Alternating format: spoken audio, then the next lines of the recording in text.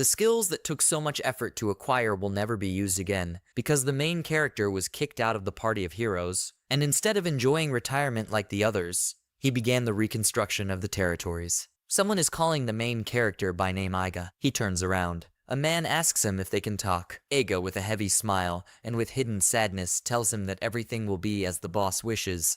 That is, the person who offered to talk. They enter a place full of people, and glasses of drinks are placed in front of them. The boss leans on the counter and starts talking, not knowing where to start, and that they finally came here. Then he picks up a drink and says that he wants to defeat the Demon King with this group, but that's not enough for him. Aiga drinks her drink and says that it sounds great and that everyone is really strong now. The boss is already starting to talk awkwardly, as if he is ashamed that he is thinking about changing the composition of the group. He can't decide to say it directly. Aiga smiles a bitter smile. The boss justifies and says that there are some people who are really not suitable for this building, and that this may become an obstacle for others. Of course, this is not very good for them. He asks him if he understands him. Aiga closes her eyes and thinks that he understands, and that he knows it perfectly well. The boss finally decides to tell him directly if he can leave the party. Aiga continues to smile. He sees the exhausted face of Cross, his boss, and silently asks him not to make such an unhappy face. He remembers how Cross shouted at Aigi and asked if he wanted to form a team with him. He suggested that he strive to become the best adventurers together. It was 6 years ago at the Magic Institute. Aiga was asking since when he had such a great honor to be recruited by the royal family. Cross asked him if he thought this life was too harsh. Just let him think about it. At first, Aiga asked why so suddenly. Cross told him to discover the world, fight and defeat enemies,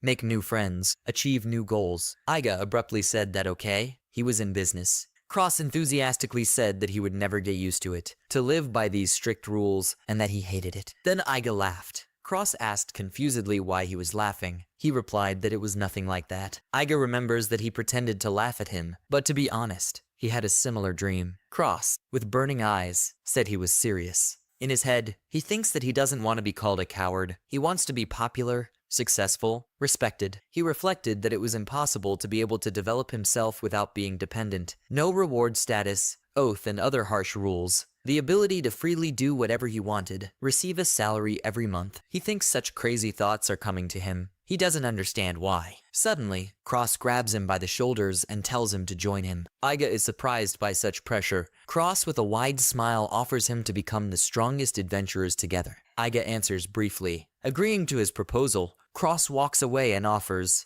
already with his arm around his shoulders, to start their journey just Aiga and Cross. The main character was persistently asked to abandon this idea, from processors to his comrades at the Magic Institute. And the reason for this is that this kind of busy is very well known, and people who could survive and succeed are extremely rare. He says it's like gambling, and the bet is his life. His life and his future. Let's say there are 100 teams founded from the very beginning. The number, in his opinion, will undoubtedly decrease to 1 or 2 in 5 years. But he has already made his choice. The dark horse, firstly, is the potential of the Cross, and none of them knows about the real Cross. Besides him, hero, this title appears only once in 100 years. They say if a group is led by a born hero, many legendary adventurers will definitely come to apply. They could create a very strong team. And the reason why Aiga can reveal his talent is because of his ace up his sleeve. It's his eye skill, bestowed by the goddess. His eye sparkles and sees right through. He saw in Cross that he had a destined profession as a hero. It's a skill that he trained so hard during the time when he was still in the advanced class of the Magic Institute so that he could use it to perfection. This skill allows him to see their future professions as well as their strengths. Moreover, knowing the magic and skills they will achieve, he walks down the street and sees the intended professions of any people: murderer, priest, baker. The people around him point at him and say that this geezer Aiga continues to stand in a strange position. The other calms down and says not to worry, because he's just stupid. Meanwhile, Aiga is happy that no one suspects him. He never thought, like others, that it was a gamble, because he knows that Cross is a born hero. They are running away from the monster together. It is still obvious to him. Hey, this profession is not a pleasant one. Not even at all. At some time, they were experiencing a slug attack. Sooner or later, his characteristics will awaken, but right now he is completely useless to him. Fortunately, at that time, he could handle many cases with his basic magic skills. And there, they had to work part-time to earn a living. A week later, other guys persuaded them. telling them to stop joking like that. Another one said that the two of them would not have the strength to cope with him. A huge monster roars and prepares to attack the guys. They are shouted at. Don't they remember how they were almost killed last time? It's stupid to think that they could have defeated him by pumping for only a week. They scream and advise them to run away as soon as possible. Aiga tells Cross to show them what he is capable of. He listens and replies that he will do it with joy. The monster growls even more. Then Cross enthusiastically runs at him with his sword. The next second, the monster's head separates from his body in one swing.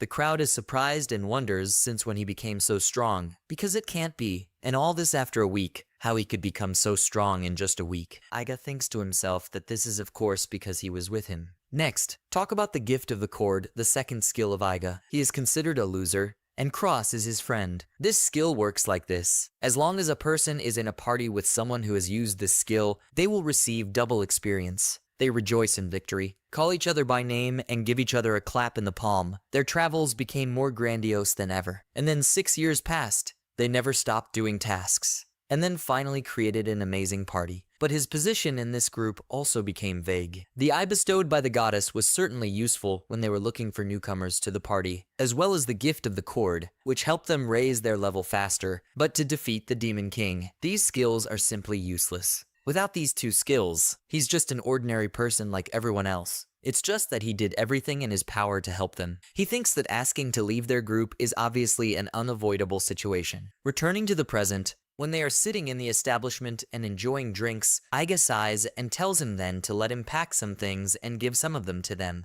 The guys, Cross says he doesn't have to do this. Aiga says that there are a lot of precious things there. There are several special tools that can help the group. Cross says that everything is fine. He and Tiana have calculated their money perfectly. He knows that. Cross says that moreover, if Aiga wants to continue her adventures, then let her take some important tools with her.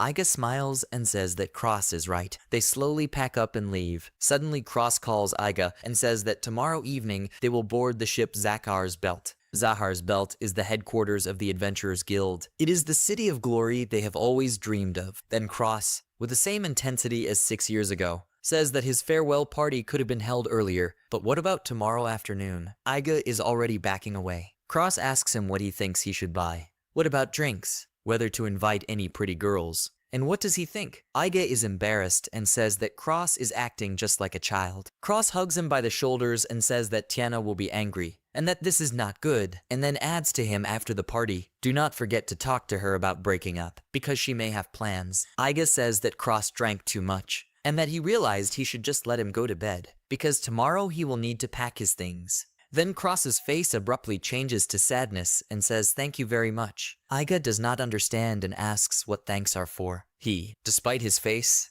tells him that it is so, and that he can forget about it. Aiga smiles, leaves the establishment, and wishes him a good night. Early in the morning, he decides it's time to go. He goes out with the bags and thinks it's a farewell party. He's thinking about how he can get out of this awkward situation. It's definitely too awkward for him. He opens the door and sees a girl with glasses who wishes him a good morning. Aiga is frightened by such suddenness. He asks her why she is standing here, because the sun has just risen. She asks a counter question. Then where is he going so early? He hides his eyes and says that he is going for a morning run. She asks if he's really going to run with this bag. Aiga sees that Tiana realized that he would leave before the party started. Finally, Tiana says that, as far as she understands, he leaves without saying a word. She thinks it's unmanly. Doesn't it seem so to him? Aiga asks her not to stop him, and Tiana says that she had no intention of doing so. Aiga turns abruptly to her and asks if she just said she wasn't going to do it. Tiana says that he wanted to leave without saying a word, and still wants to hear the words of farewell, and that it's strange. She gives him a stack of papers. He asks what it is. She replies that these are documents for the property and payment for his party. She asks him to carefully analyze them.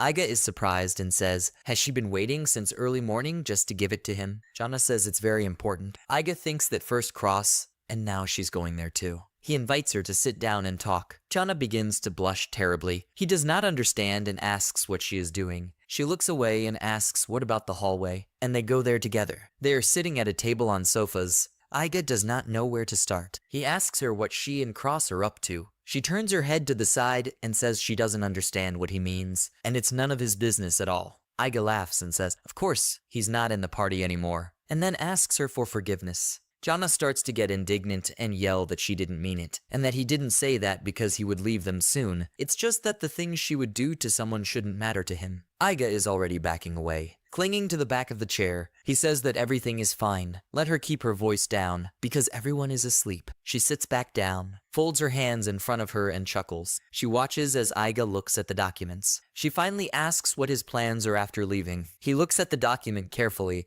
and says that he will look at it later. He thinks about it and says that his plan is that he can find another group and continue to follow the path of the adventurer. Chana excitedly says that in her opinion he is not suitable for this activity. Aiga is already offended by such a statement. Chana says, to Aiga's surprise, that his skills are phenomenal. Chana remembers all the events and says that his abilities helped them a lot and changed a lot for the better, all thanks to him. She says that as a member of this team, she is sincerely grateful to him, and then hesitantly and awkwardly says thank you to him. Aiga already shed tears from such a speech. But then Tiana abruptly cuts off these sweet speeches and says that his abilities have reached the limit. He is indignant and gets up from his seat. While Tiana continues to talk about his improvement, he shouts how she can even know. Then he sits back down and thinks that Tiana is right, that his skills have reached the limit. No one knows this better than him. Now he is 27. To have at least some potential at this age, it is rare if he tries to create another party. He reflects. He has thoughts of using his skills to help them become stronger, and then leave to make a strong group again, and then be considered inferior again, and so continue to run in this fatal circle. Aiga holds her head, laughs, and says that this means it's a dead end. Tiana looks at him with pity. She turns to him and says that it may seem strange to him, but from now on, she will take over all his responsibilities. She hopes that he will have the life he always dreamed of. She hands him a paper and asks if he could take this document. He picks it up and asks what else it is, then reads it and is shocked. It says about the territory, 2,500 acres. Chana says that this is a fee. An adventurer is not the only thing he can succeed in, but how about becoming a lord? At the seaport of the uprising,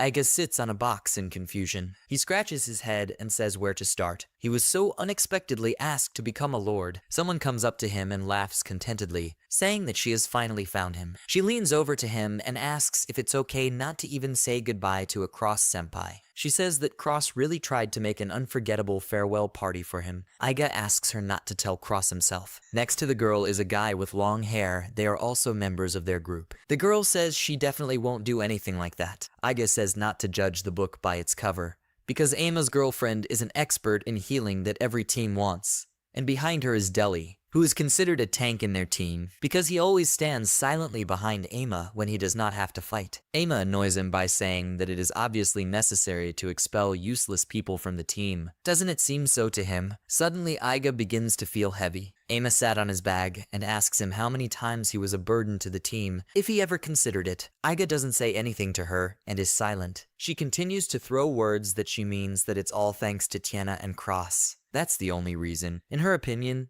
he could be on the same team with them. He doesn't stop and tells him, shouldn't he feel guilty about it? Then Deli lifts her off his back and says that's enough. She gets annoyed and tells him to let her go, twitches and tries to get out with all her might. Aiga asks if that's all she wanted to say. He says the ship is getting ready to go to sea. She says they came here so early because they wanted to see this wonderful ship, and then asks if he recognizes her. Aiga turns her head and thinks that this can't be happening. He sees a huge ship. Aima says that the Holy Land is for all adventurers. Zahelbelt, an amazing ship. She laughs and says that they will see each other later. Aiga gets even more annoyed. He boards a ship and sails away from the shore. He looks at the area from where he is sailing and thinks that the harbor is already so far away, and Zahelbelt is even further away. This bitterness still hurts him. He walks through the ship and crosses paths with a certain man with a huge luggage. He thinks it looks like he's getting seasick. Suddenly, this guy turns around and calls him, says he can use this necklace because it helps with seasickness. He holds out the item and says that you just need to put it on, and in a few minutes he will definitely feel better. He takes the necklace without hesitation and thanks him, promising that he will return it to the stranger after he tries it. Suddenly, the stranger puts his bags on the floor, lays everything out and shouts at him to see what he has prepared for him. He placed a lot of objects of strange shape and purpose.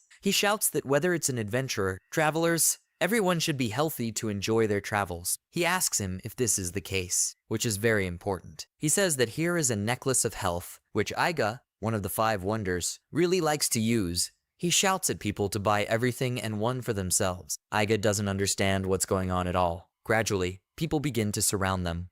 Someone asks if this is really one of the 5 wonders of the Hero of the Cross. Someone asks if this is really that famous group. Someone shouts that he wants to buy it. Another declares that he will buy not 1, but 2 necklaces. The rest also agree. After a while, the stranger counts the money and says that there are so many of them here. Aiga asks how he could use not only him, but the whole party, because his sales speak for themselves. The 5 wonders are the names of the party that they jointly chose. People usually think that the 5 wonders are Cross, Chona, Ama, Delhi, and himself, although in fact the 5th person is Mory, who is a brilliant attacking magician. And to be more precise, he is someone who is not a miracle. The stranger laughs and says that if he doesn't talk like that, then no one will want to buy his goods. Let him think that this is advice on how merchants do their job. Then he asks him if he feels better. The stranger apologizes for taking advantage of his fame. He introduces himself as Galshias, a merchant who has saved 5 miracles earlier. Aiga thinks hard. It really seems to him that he knows him, but he can't remember in any way. Galshias asks him where he is going now.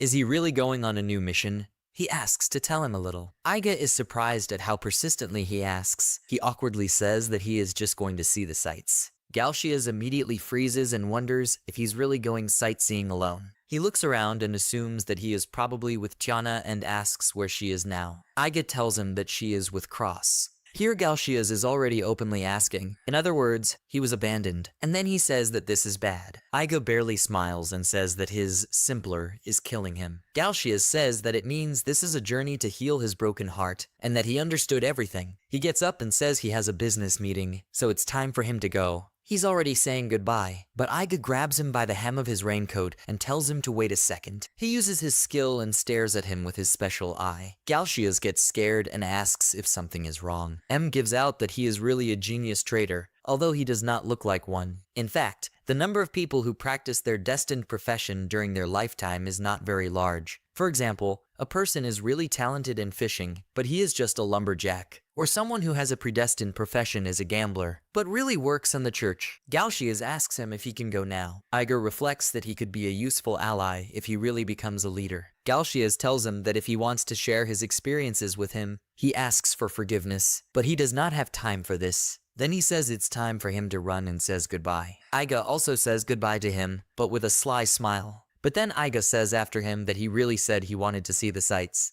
But it's not just that. Galshias turns to him and says why didn't he tell him this before? He went back to him. Then he became his companion for a while they sailed. At lunch, Aiga asks for a piece of Galshias' dish, but he is categorically against it and hides his food. Galshias, while they were playing cards, says that the ship will soon approach the harbor of Tsukahama, where it will go next. He replies that in Tokuma, in his opinion. Galshias says that this is the same place where the guys, defeated the snake Ghidorah. He already wonders if this is really the case. After thinking about it, he says that this is for sure, because this is the place where their group had to use all their strength to defeat that snake, and then the whole area was given to them as a reward. Galshias says that Tokuma is quite close to Tsukahama Harbor. He suggests that he rest in Kukukuru before moving on. When he gets there, let him just tell them his name and tell them that he chooses Hinoki. Aiga says it's probably a good idea. Galshias says that he is very kind, and Aiga laughs and says that he is just flattering him. Tsukahama is a city in the far east of the country. They get off the ship. Aiga says how amazing the culture of this country is. He stretches and offers to rest a little and continue the journey tomorrow. In the morning, he wakes up on a large bed, surrounded by empty glass bottles of drinks. A beautiful woman comes to him and asks if he enjoyed their services last night, and it seems he wants to sleep more. He gets out of bed and says that he was too worried and his hips hurt a lot. He then takes hold of his head. The woman offers him help to change clothes. Aiga refuses and thanks her, then adds that he is a little annoyed in the morning. The woman laughs and asks if he is embarrassed. He tells himself to stop laughing at her and sees that her destined profession is a magician healer. She hands him the bill. He is surprised to see 50 million. He asks to transfer them to bonds. The woman says that it will be the same amount. That is, 50 million bonds. He is surprised and indignant. She says that they offered him their services. And according to what he said earlier to Galshias, he chose the Hinoki class, and this is the highest class. He remembers that he is a genius trader. He gives her bundles of money and says he will pay in cash. The woman says he is so generous. The women bow to him and thank him for coming to them. He thinks their service was amazing, but he spent half his money on them. It takes about 3 days to get to Tokuma by ship. Galcias approaches him on the ship and says that he is here too. Aiga asks if he was not going to board another ship. He says that he is, and defiantly wonders how this is a coincidence. Aiga starts telling him to stop calling him Mr., and then starts talking about that place.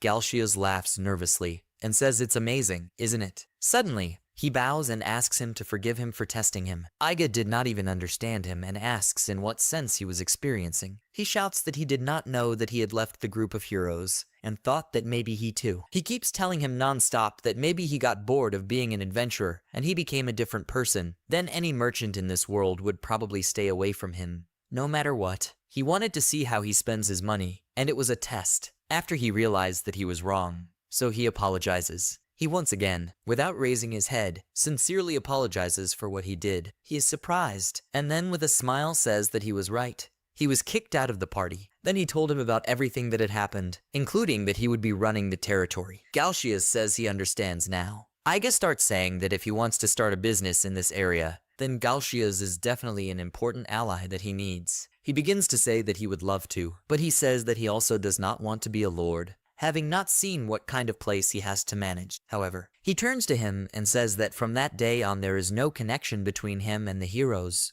which is why he asks if he could become his assistant. He thinks awkwardly. Aiga says that if he does not want to keep him company, then he will just forget about it. They will disperse in the harbor, and he will go about his business. The merchant did not answer him, and they did not talk to each other anymore. As he expected, the moment he left the group, he became completely useless. After 3 days they arrive. He exhales and says that it finally happened. He gets off the ship on the far eastern coast of Tokuma. He looks around and wonders if this place used to be a harbor. He can't even imagine what it looked like before. According to Tiana's documents, his territory starts from this harbor. Suddenly he falls into the ground. He grabs the edges and comes to the conclusion that he did not think it could be even worse. He is trying to get out and thinks that now he has become the master of this territory. Suddenly, someone approaches him with measured steps and says that this harbor looks so terrible. Galcias sits down, holds out his hand and asks if he needs help. Aiga smiles at him and gets out. They walk through the area. The merchant says that it sounds cool from an adventurer to a lord. He says that they will see what he can do. He still needs time to get used to it. He calls the merchant Shiggle and thanks him. Galcias is outraged and says that his name is actually Galcias. Aiga asks if this is really the case, and then says that he is to blame. He says that mispronouncing a name is a serious taboo in trading, so let him remember. He shouts that he should definitely leave and not come back. Aiga calls him a traitor, and finally they take their first steps on Tokuma land. The Tokuma area is located on the border of the Far East. According to Chiona, there are about 7 villages with a total population of more than 500 people in this place. Although he decided to come here and see if he could manage this land, but he says out loud that everything is dragging on. It's been 2 hours since he arrived here, and he hasn't seen anything at all. Not even a single person. Galcias shouts at Aiga, who turns around and calls him Shiggle again, who is offended again and says that his name is Galcias. Aiga asks why he is so scared. Did he see anyone from the locals? Galcias runs away from the wasps and shouts that there are monsters here. He screams and asks him to save him. Aiga sees it all and thinks about it. He says that these are killer hornets, low-ranked monsters that usually attack in pairs. Their types are separated by eye color. With red eyes, they are the most dangerous. Hornets fly straight at them. Galcias panics and screams that they will all die. Here, Aiga uses the Kurado spell, after which all the hornets disappear into the air. Galcias freezes in shock. He says with burning eyes that it's amazing that he can use the Kurado spell. He says that 5 miracles are incredible. For IG, Kurado is just a simple fire-type spell. All fire-type spells have the prefix Kira in the initial level from Kira to Kurado, in the intermediate level from Kurado to Kuradin, and then to Dakurado, and in the advanced level from Dakurado to Dakuradin. To be honest, the intermediate Kuradin is the most powerful spell he can use. He could never figure out how to get higher level spells like Dakuradin, no matter how many times he tried. All of his magic skills are pretty mediocre, well, except for some special ones. Aiga tells Galcias that he is overreacting, because they are just bees. He laughs and asks if he really expected something different from such a cowardly merchant like him. He does not understand and asks what kind of cowardly traitor. Galcias laughs even more. He sees that Aiga is thinking and asks if something is wrong. He says that nothing, and that maybe someday he will be able to defeat such a monster. He doesn't understand his words. He had just used the Cord's gift on Galcias, so from now on he would gain double experience after every fight. Although Galcias is just a temporary companion, Cord's gift is still working. He hopes it will be as effective as it should be. Fortunately, this ability has a wide range of action. On the way, Aiga reflects that, as always, he does what he does best. He believes that the gift of the cord is a really useful skill. But then he abruptly remembers the words that his skills have reached their limit. Then he starts to think maybe Tiana was right. They come to a house. Galcias tells Aiga to look in one direction and says that there is a small house there. Aiga says that although it looks more like a hut, Galcias argues and says it's a house. But Aiga argues and says it's obviously a hut. A small and short old woman comes out of the house. Galcias approaches, addresses her as a granny and says that they are travelers and that they are here for the first time. He promises that they will not cause them any harm. He asks her if she knows if there are villages or small towns nearby. The old woman looks suspiciously and does not believe that they are travelers. Because they are deep in the mountains, Galcias wonders if they are really so suspicious. Aiga also thinks he will travel to such a place and calls Galcias stupid to himself. After he explained everything to his grandmother, she eventually agreed to accompany them to the village. The old lady goes behind the main one and says that there is a village not far from here. Aiga asks if this means that she lives here alone. She replies that it is so. She says that her neighbors, friends, and children were taken away by a giant snake. Now she is alone, living meaninglessly day after day. Aiga cautiously asks for forgiveness, and Galcias shouts to Grandma not to be discouraged, and that there will always be hope as long as she tries her best to live. This elderly woman starts moving and jumping quickly, telling them not to worry about her because she's not that weak. Those two remain in place with surprise and admiration. Galcias shouts at her to wait for them. Aiga uses his eye, given by the goddess, and thinks that his strange premonition about this grandmother was right. He is sure that there is something special about her. He wonders what it is. The eye shows that her destined profession is an idol. She sees her as a young girl already. He tells himself again that he should never judge a book by its cover. A few hours later, they find themselves in the rain. Aiga can't even take a break. He never thought he would be so exhausted. Although he was confident in his abilities, if he told his grandmother that he was an adventurer, then she would surely laugh at him, and even more so at the fact that he was in Party of Heroes. He thinks about it and comes to the conclusion that they probably went to Zahalbelt, a city where precious stones sparkle everywhere. Suddenly, his foot slips and falls down. He manages to grab the root of the tree. Galcias shouts at him to see if he's okay. Aiga gradually rises and thinks that he is lucky. He wonders why he even came here, where only weak monsters live, hiding like rats. Now he's tired and almost died just trying to climb this mountain, and he could have lived a glorious life. He imagines how he could become a famous adventurer, become an object of admiration and universal hope, and then go to Zahabelt to celebrate with his comrades the victory over all high-level demons. He's already crying. He realizes that it's time to face reality. His grandmother's words that they have come take him away from his thoughts. He opens his eyes wide, standing by the cliff. He looks down and sees villages, people, small children. Grandma tells them that a large group of monsters recently moved in on the scent, so the villagers had no choice but to migrate south. He looks at the number of people and assumes that there should be thousands, not hundreds. He asks his grandmother what they are doing. She replies that they are building a dam. They must be attentive to the raging current. Aiga understands that in agriculture, it is necessary to check not only the condition of the soil, but also to handle water resources wisely. This could be the biggest problem that the locals are facing right now. He sees them working hard, carrying huge sacks, digging, pruning trees, planting rice. The women and girls are smiling. His words that this could be the biggest problem that the locals are facing right now seem to echo in his head. This beautiful place was created not only by nature, and not only by people. This place was created with the help of how people interact with nature. But now for him, this earth is a living being. He literally sees a huge baby being built by these residents. He uses his eye and says that from now on he is now Lord Tokuma. Galcias is surprised and asks if he really means that he will no longer be an adventurer. Aiga asks who said that he would not be one. Galcias does not understand and asks in what sense. Aiga says that he still has a special task for this land. He will turn this territory into a place where even the strongest demon will not dare to enter. Galcias then asks what about the locals? Didn't they move south because they were scared of monsters? Aiga tells him not to worry. Has he forgotten that he has this skill? Aiga says it's an extraordinary skill, and he's never failed him yet. His destined profession is the creator of a great kingdom. They are fighting hornets on the border of the Far East in the Tokuma forest. Galsiash panics and screams that the monsters are coming. They are fighting in the house of the killer hornets. Aiga defends himself with a sword and says that in order to officially become a lord, he must go to the Imperial city and sign documents for this territory. But this is so problematic. He swings his sword, kills monsters. At this time, Galsiash says that the next ship will arrive the day after tomorrow at the earliest, and Aiga then suggests exploring the southern villages during this time. As soon as they fall silent, Aiga thinks that the day after tomorrow they will arrive in Zahabult at about the same time. Aiga continues to fight, but inwardly he wonders if everything is fine with them. At this time, on the ship, Ama sighs and says that he is bored. She asks why the tea ordered by this beautiful genius girl Ama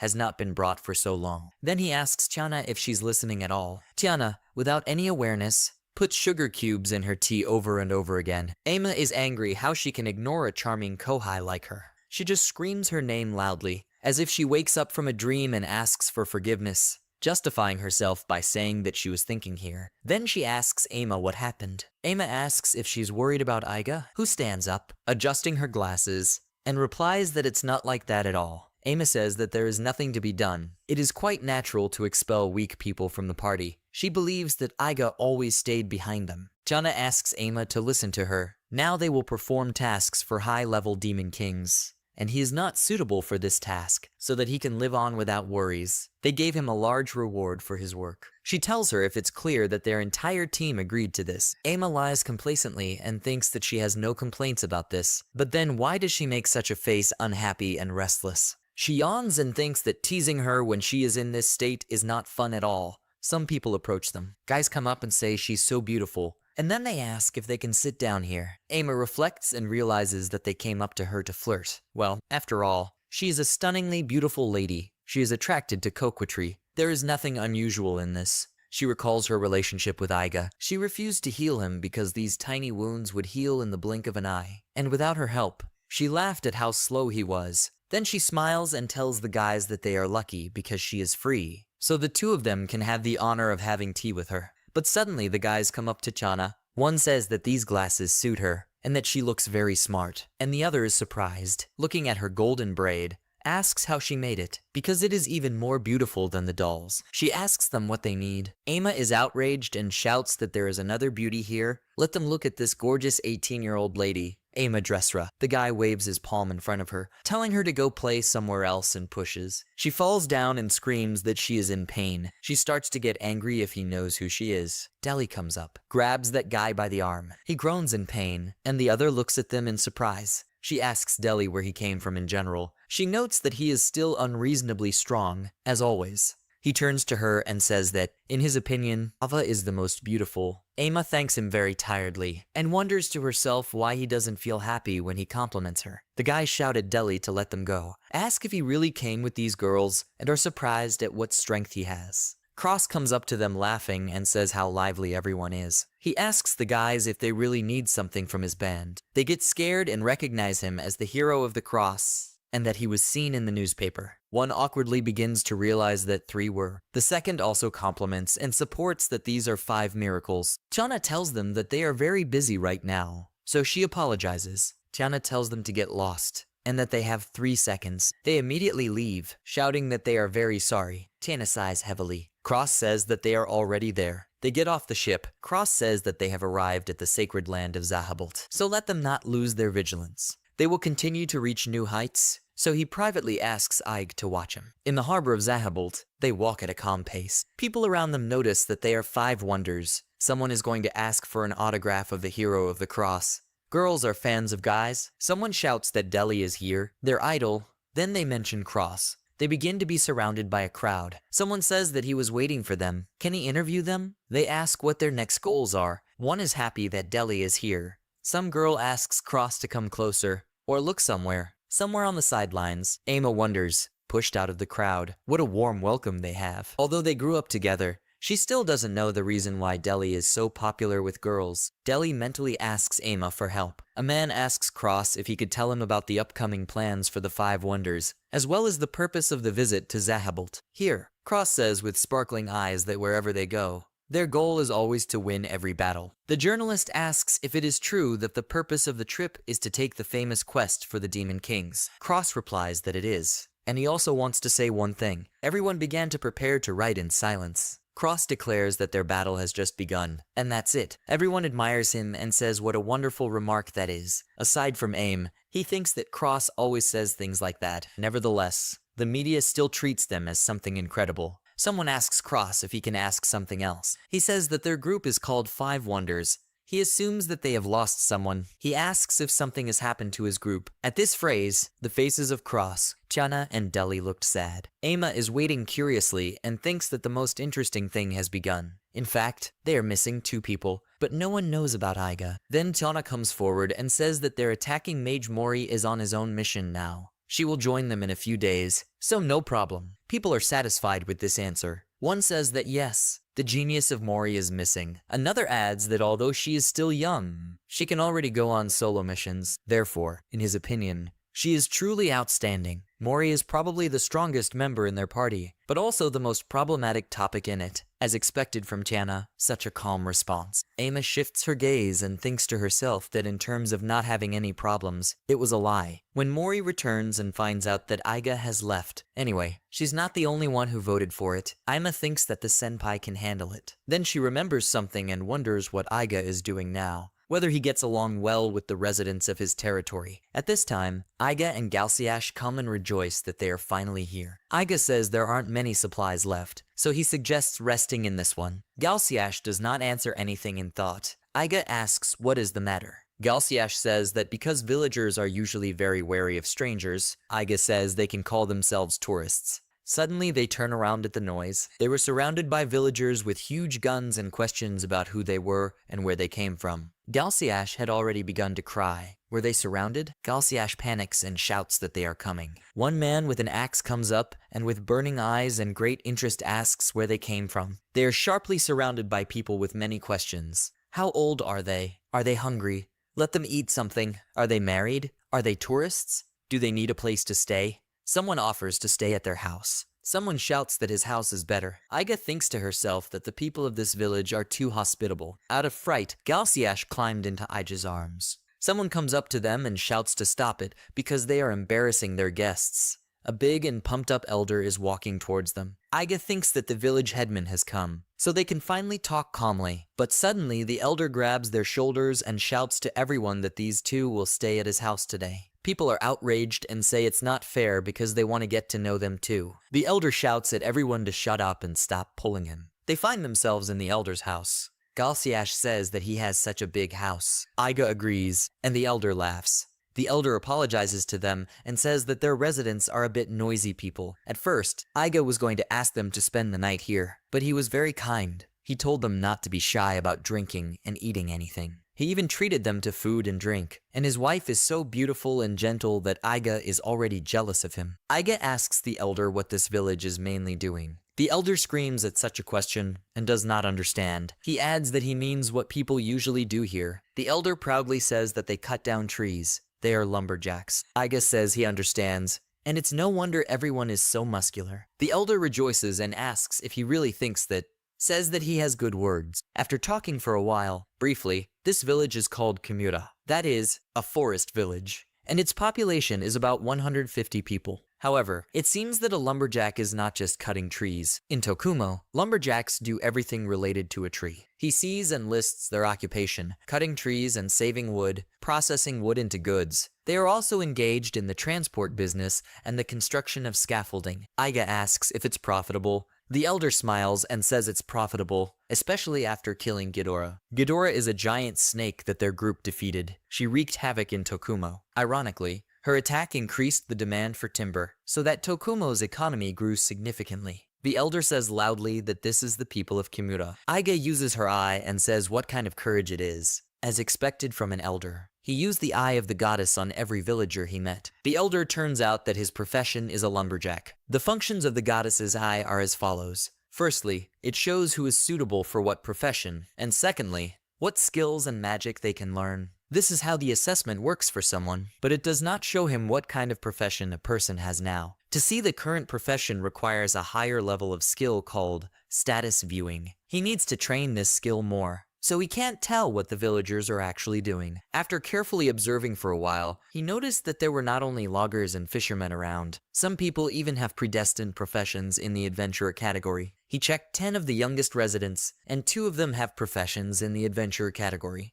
They didn't have great talents or anything like that, a magician and a martial artist, but he was very happy to find people who could learn the skills of adventurers. Night has fallen. They are lying under a warm blanket, getting ready to sleep. Galsiash says, since Aiga has thought about it, if Aiga uses this ability when she becomes a lord, it already looks like cheating. Aiga asks him why he thinks that. Galsiash sits up and asks if he doesn't understand. Galsiash is delighted to say that Aiga can tell who is suitable for what job, and he will just need to arrange people according to their assigned professions, and his territory will flourish. Aiga says to herself that Galsiash hasn't thought about it deeply enough yet. In the morning, the elder asks them if they really want to go to Nakamura. Aiga says that this is the largest village with a population of 200 people, so he wants to explore it. The elder says that some of the people are going to carry the trees to the river near Nakamura, so let them take them halfway. Those 2 bow to him and thank him. The elder calls a certain Chio and says that these young people said they wanted to go to Nakamura. A girl comes up to them and asks what is the matter with the elder, who asks if she can take these 2 to Nakamura. She immediately agrees. Aiga continues to stare at Chio. She tells them that she is pleased to meet them. He uses his eye and sees that she can become a martial artist. He realized that this was the same martial artist he had seen yesterday. Galsiash says that he is also glad to meet her, and Aiga joins him. Chio directs the men who are dragging the wood. Aiga asks if they need help. Chio says that it's not necessary and that everything is fine. Aiga watches the work and thinks that they are really strong as the adventurers. Chio notices something along the way and tells the guys to stand. He looks carefully and says that the road ahead is unsafe, so they have to find another way. She gives the command to the first group to roll to one side and let the others follow her. She sees and praises them for their work. Aiga notes that her commands are clear and understandable. She can even handle broken wheels. The man asked her for forgiveness for this. She told him not to worry, because he would fix everything in the blink of an eye. Someone is worried and says that they are stuck in a puddle, and Chio smilingly told the others not to panic. She suggested that they all push together. Aiga and Galsiash join in and say that they will help them this time. Chio immediately thanks them. She counts everything and gives commands to push.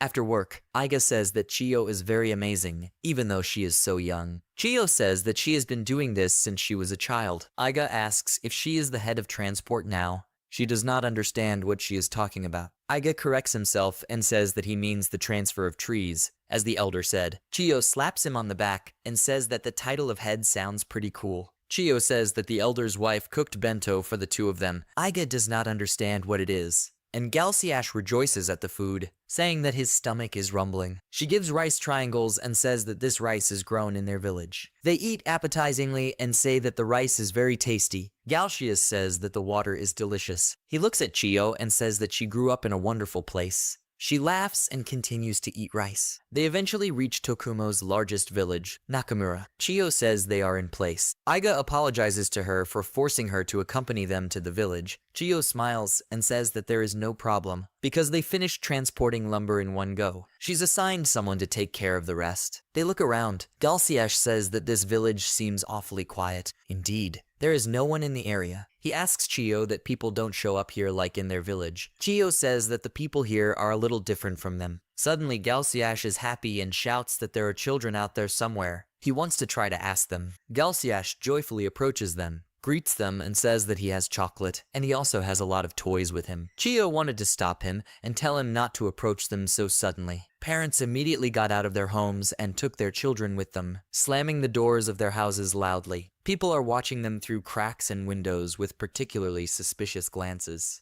Galsiash almost starts crying. Aiga thinks to himself and is surprised that he loves children. Chio says that unlike her village, the people of Nakamura are wary of strangers. Even she is not welcome here, let alone foreign visitors. Aiga reflects. It seems to him that the villagers are more shy than cautious. He turns to Galsiash and says that he mentioned last night that it is possible to direct people to engage in their destined profession. Galsiash confirms and says that this is so. Aiga suggests that if he brings someone from the lumberjack profession from here to Kimura, Chio wonders what would happen if he brought someone from here to her village and imagines a picture. Chio says that given the way their residents live, it would be difficult for the people of Nakamura. In her opinion, Galshia says he understands what he's trying to say. He asks if it is true that forcing people to follow their destined professions is not always the right way to develop a territory. Aiga says that it is. And the same can be said about groups of adventurers. For example, if they want to create the strongest party in the world, then, theoretically, they can gather the 10 best swordsmen, the 10 best magicians,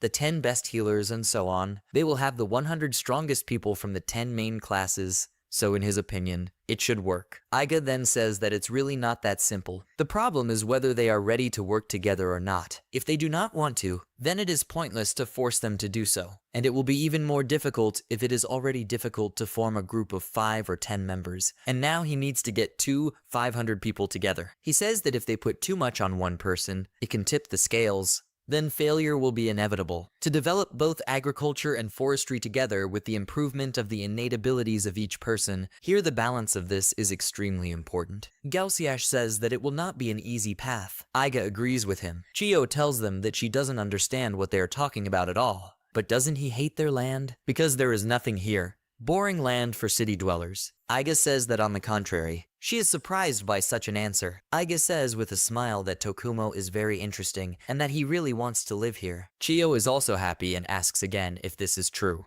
Aiga says that it is true and that the next time he comes, he wants to build a house when the time comes.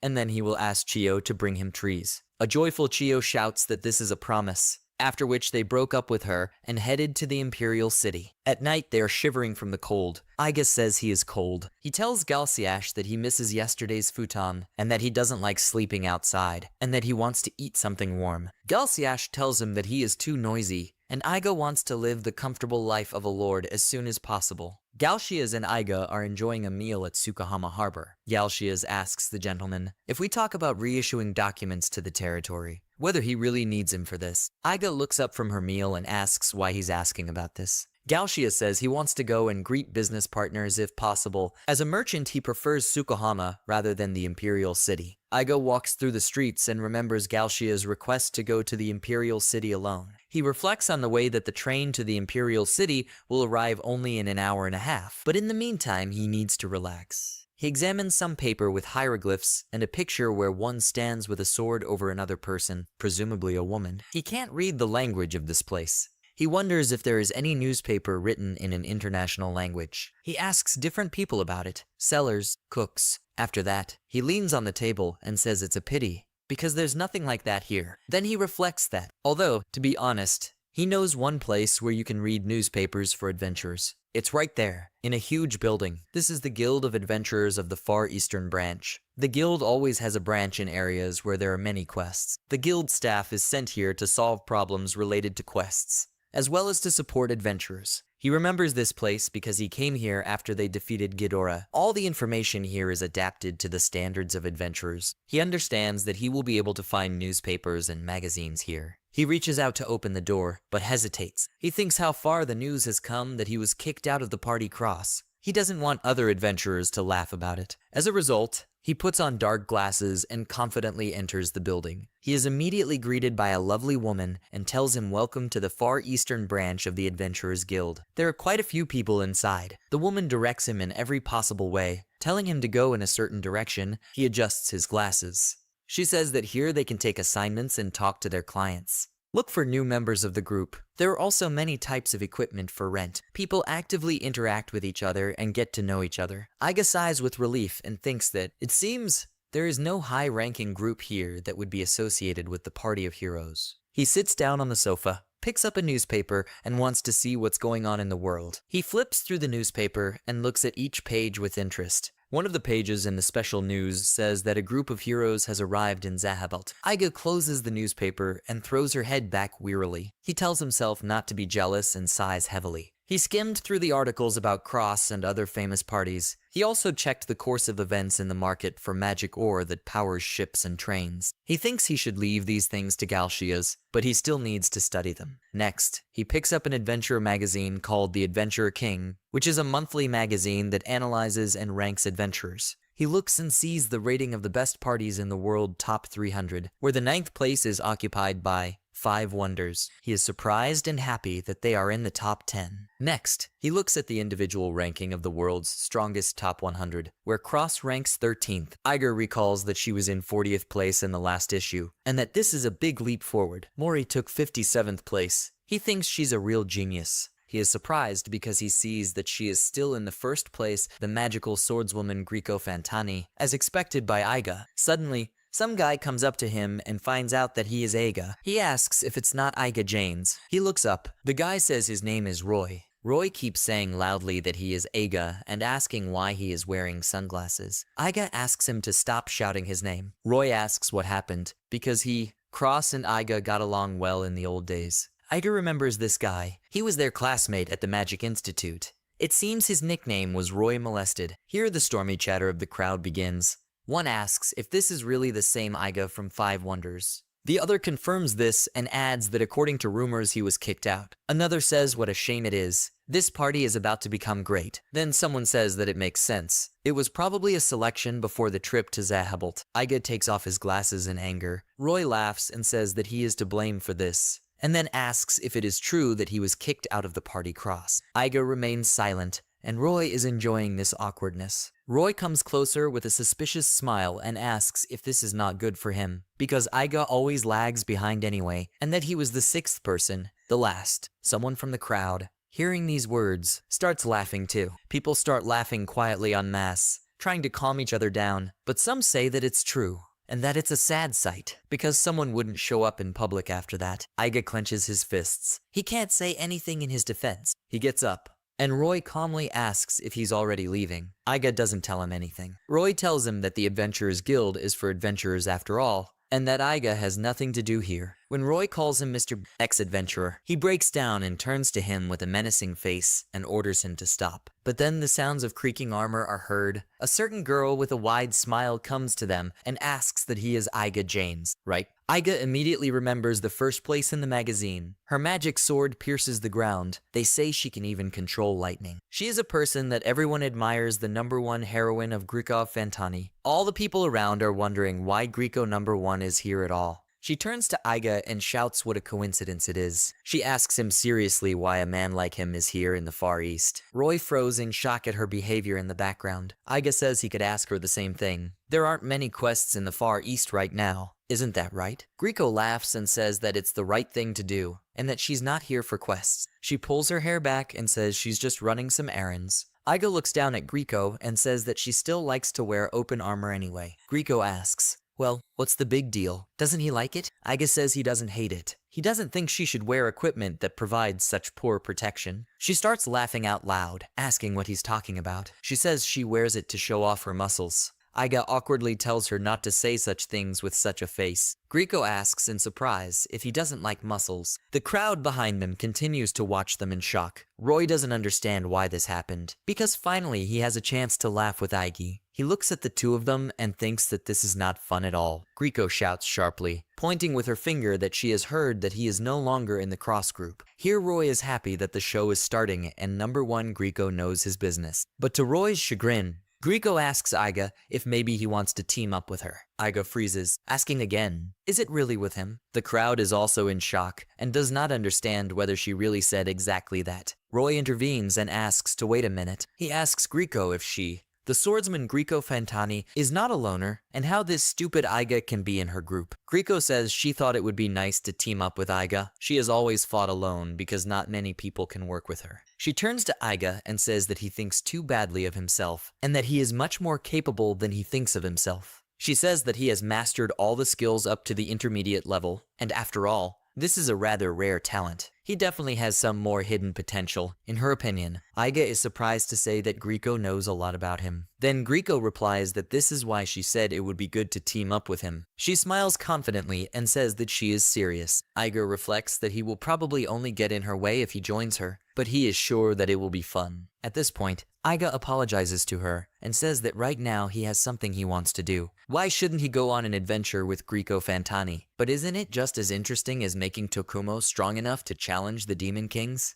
From the crowd, other people wonder if he just rejected the lead character's offer. They freeze with their mouths open. Grio asks if there is something he wants to do. She turns away and says that there is nothing to be done, and she does not like to force people. Aiga awkwardly says that she appreciates her offer very much. Grio says that everything is fine. Grio picks up a magazine and says that he needs to check his rating in the King of Adventurers. Aiga says that he thought she didn't care. She is happy with the first place and says that of course she is happy that she takes the first place. She is already on her way out and says that she came here only to check her rating and says goodbye to him, waiting for the next meeting. Aiga remains with the idea that Grio Fantani, who takes first place, is a good person. At Tsukahama Station on the Magic Railway, Aiga gets on the train, looks out the window and thinks. He has a few ideas that he would like to implement. He tells himself to get it over with quickly and return to his territory. He tells himself that he must first become the Lord of Property. The train is rushing to the Imperial City. Everything glows and sparkles in the Imperial City. People get off the train, along with Aiga. He holds his bag and sighs after the trip, saying it's so late. The street lamp is shining brightly. He walks past people,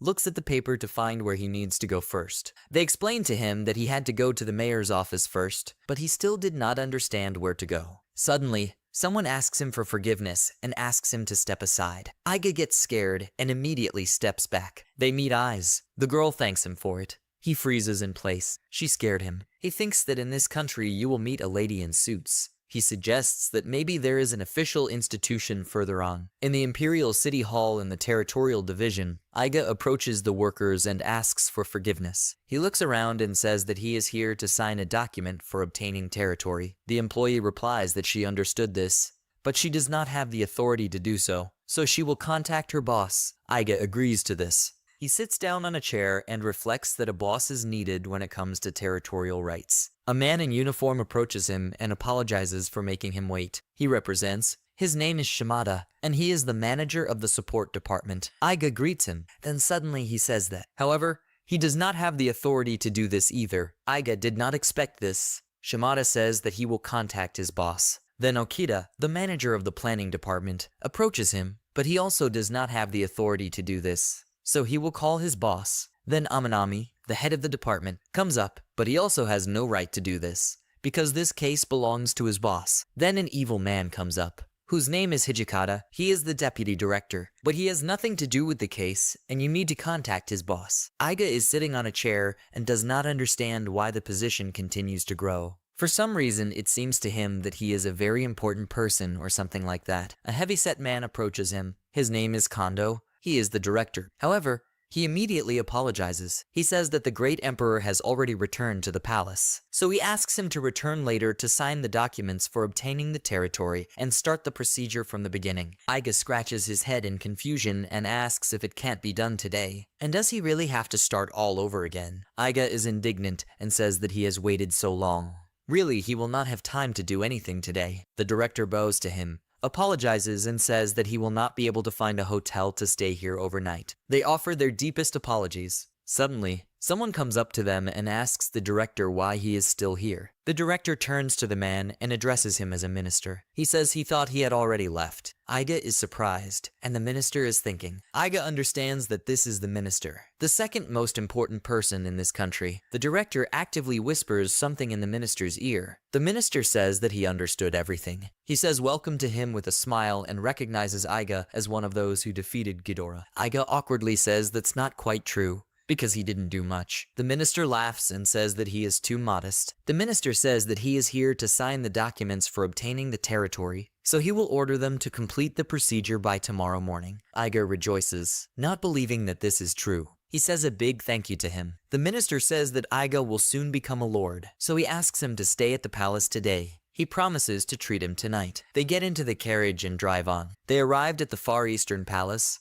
after which they drove right into the carriage at the gates of this palace. Aiga looks around and is surprised that the place is so huge. One of the workers asks them to leave their weapons at this place. They walk past people and greet passers-by. The minister provides him with delicious fried fish with vegetables and snacks and asks him to help himself to food. Aiga rejoices and tells the minister that he is too generous. He talked to the minister during the meal After seeing how he handled his problem at the mayor's office, he thought he was very well trained and friendly. In particular, he was very grateful to him for teaching him many things about territorial administration in the Far East. The Far East is an independent union of territories, with the Great Emperor as the supreme leader. The minister tells him that the Great Emperor appoints the lords, but does not impose any special responsibility or any taxes on them. Aiga is surprised and asks if this is really the case. The minister continues to teach that with regard to responsibility, he must attend the monthly meeting. However, he may be absent if he has a good reason. Aiga reflects that this country has a fairly loose policy. Then, he asks the minister with interest how to complete quests on the territory. The minister says that this is a very interesting question. The minister tells him not to worry, because he can do whatever he pleases and laughs. Aiga sighs with relief and says that the minister is quite kind. Here the minister adds cautiously that if there is even the slightest sign of rebellion, it will be suppressed immediately. Aiga immediately replies to him that, of course, this will not happen. Aiga informs the minister that he wants to strengthen his territory so that they can defeat the monsters themselves. This is his first time doing something like this, so he is not sure how to communicate with people. The minister tells him about this, that they use public notices. Aiga is surprised and asks if they really use public notices, if they all know how to read here. The minister replies that in the Far East, the language is mainly taught by local priests.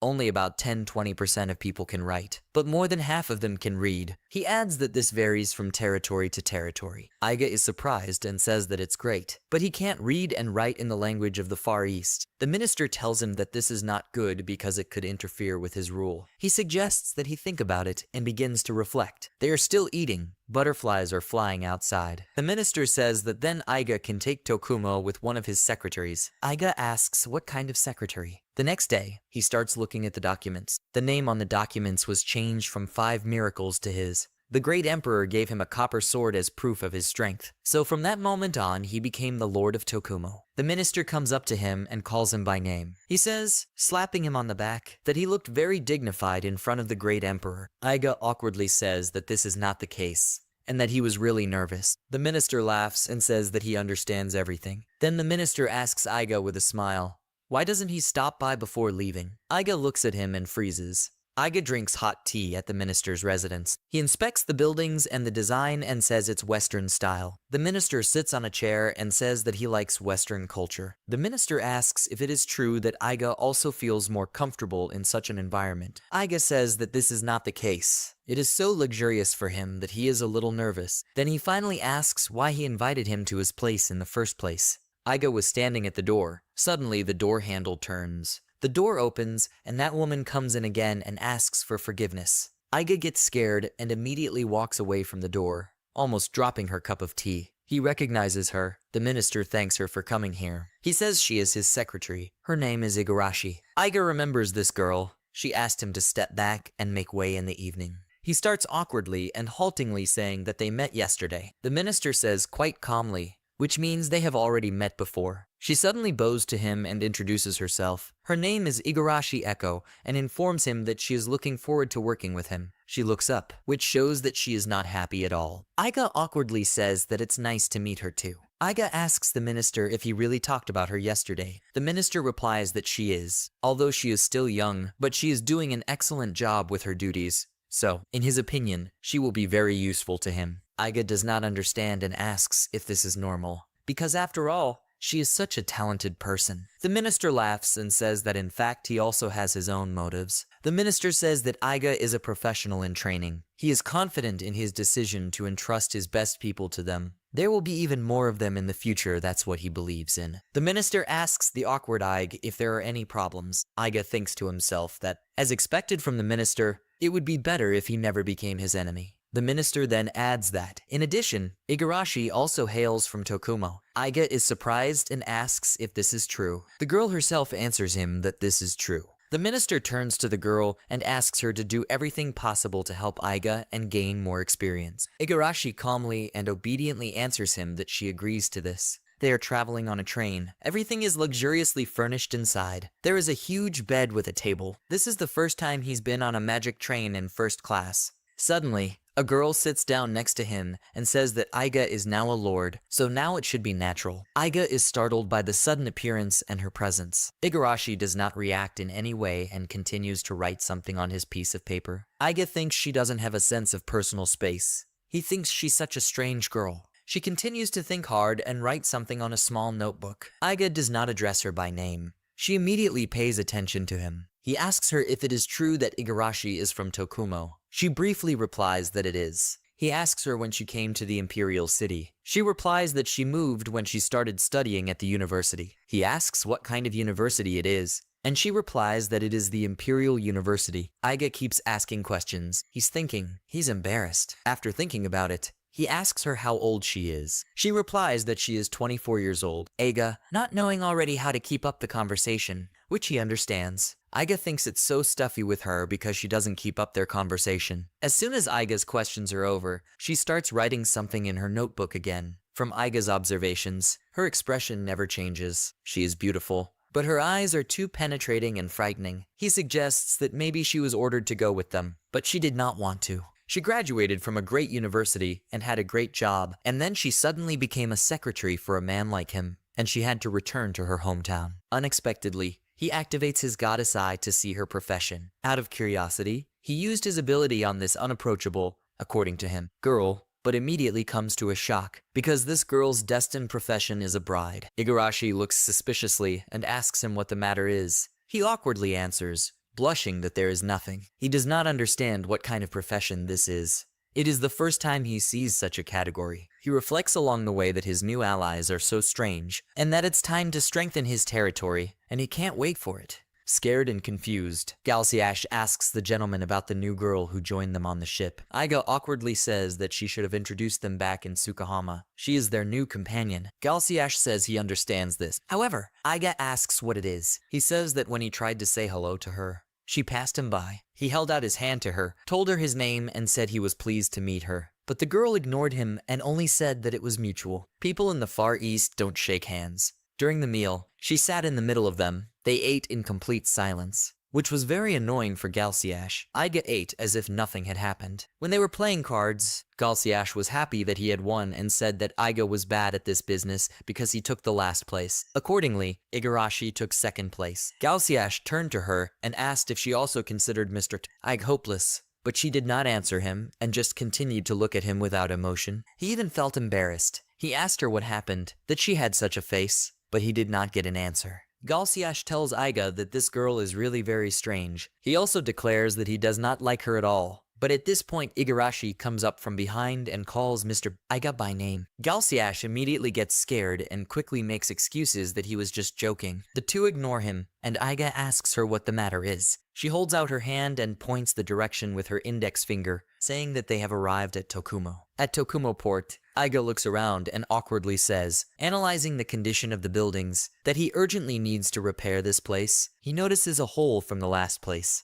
Galsiash calls him and asks if they can set up camp somewhere right now. Aiga says after thinking that it is, because now they have a girl with them. Then Aiga remembers and says that Igarashi from Tokuma and her family live somewhere nearby. Galsiash rejoices at this news and says it's great, offering to go there. Here Igarashi says about her family that she is very sorry. Aiga does not understand at first, and then thinks that they should not interfere in her personal life. He tells her that everything is fine, and if Igarashi does not feel comfortable staying with them, then he and Galsiash will set up camp outside. He is used to it. Here Igarashi excitedly says that this is no good. Aiga backs away from the fact that she is too close. She tells him that this is his own territory. So why does he want to sleep outside? Because he is the new lord. She asks him to be more attentive to the status. He awkwardly apologizes. Igarashi sighs and says she's sorry she lost her temper. She informs me that there should be a shrine on the outskirts of Nakamura. At the moment, it will be a dwelling suitable for a lord. Igarashi steps forward and directs them, saying that they should go up there. Those two awkwardly follow her. Aiga does not understand why she is angry. She takes straight and stable steps up, tapping her heels,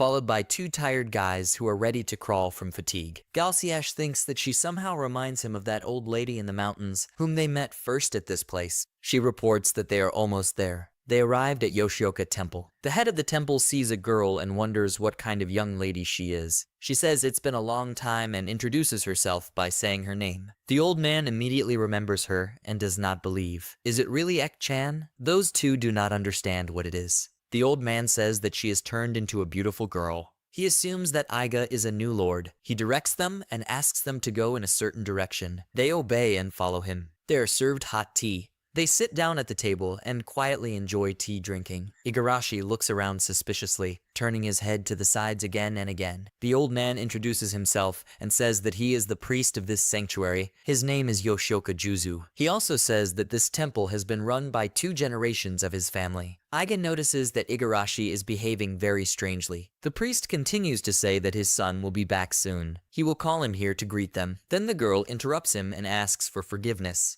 and says that there is no need to call Shuhei. Suddenly the door opens and a guy comes in. He sees a girl and calls her Echo. He asks his father why she is here. Igarashi is not happy with his presence. The priest tells him that important guests are here, and that the girl is the new lord's personal assistant. Shuhei stands covered in mud and reflects on the words of the priest and asks about the lord. Then Aiga gets up, greets and says that he is the new lord. Shuhei says it's nice to meet him. He turns to the girl and says that it is now clear to him that she has been demoted and hurries to tell her not to get too upset. Igarashi gets annoyed with him. She stands up and says that she was not demoted. The minister was looking for a suitable candidate, and then she volunteered to follow the lord. Aiga in the background is also listening and wondering if this is the case. Then she won't hate it. Igarashi asks Shuhei to keep away from her because he is dirty. The guy says there's nothing you can do about it. He says that he has just returned from the construction of the dam. Aiga immediately asks, because it's not far from the village on the river. The priest joins in and says that his son is the head of the construction team. Aiga smiles and says that this is a big deal. Shuhei blushes and awkwardly says that this is not the case, and that he is not that good or something like that. Aiga tells him that this is such a large-scale construction, so he thought that there should be a great leader there. Shuhei is modest and says that it turned out to be around the time when the rice fields were supposed to be prepared, so she was postponed until today. Aiga tells him that he is really talented for his age. The girl looks at them askance, and then whispers to Aiga that this guy is scattering crayfish everywhere. Shuhei is indignant and shouts that he was a child then, and then she adds that, in addition, he also smashed the head of the statue in the temple. Shuhei does not give up and shouts that Echo is 2,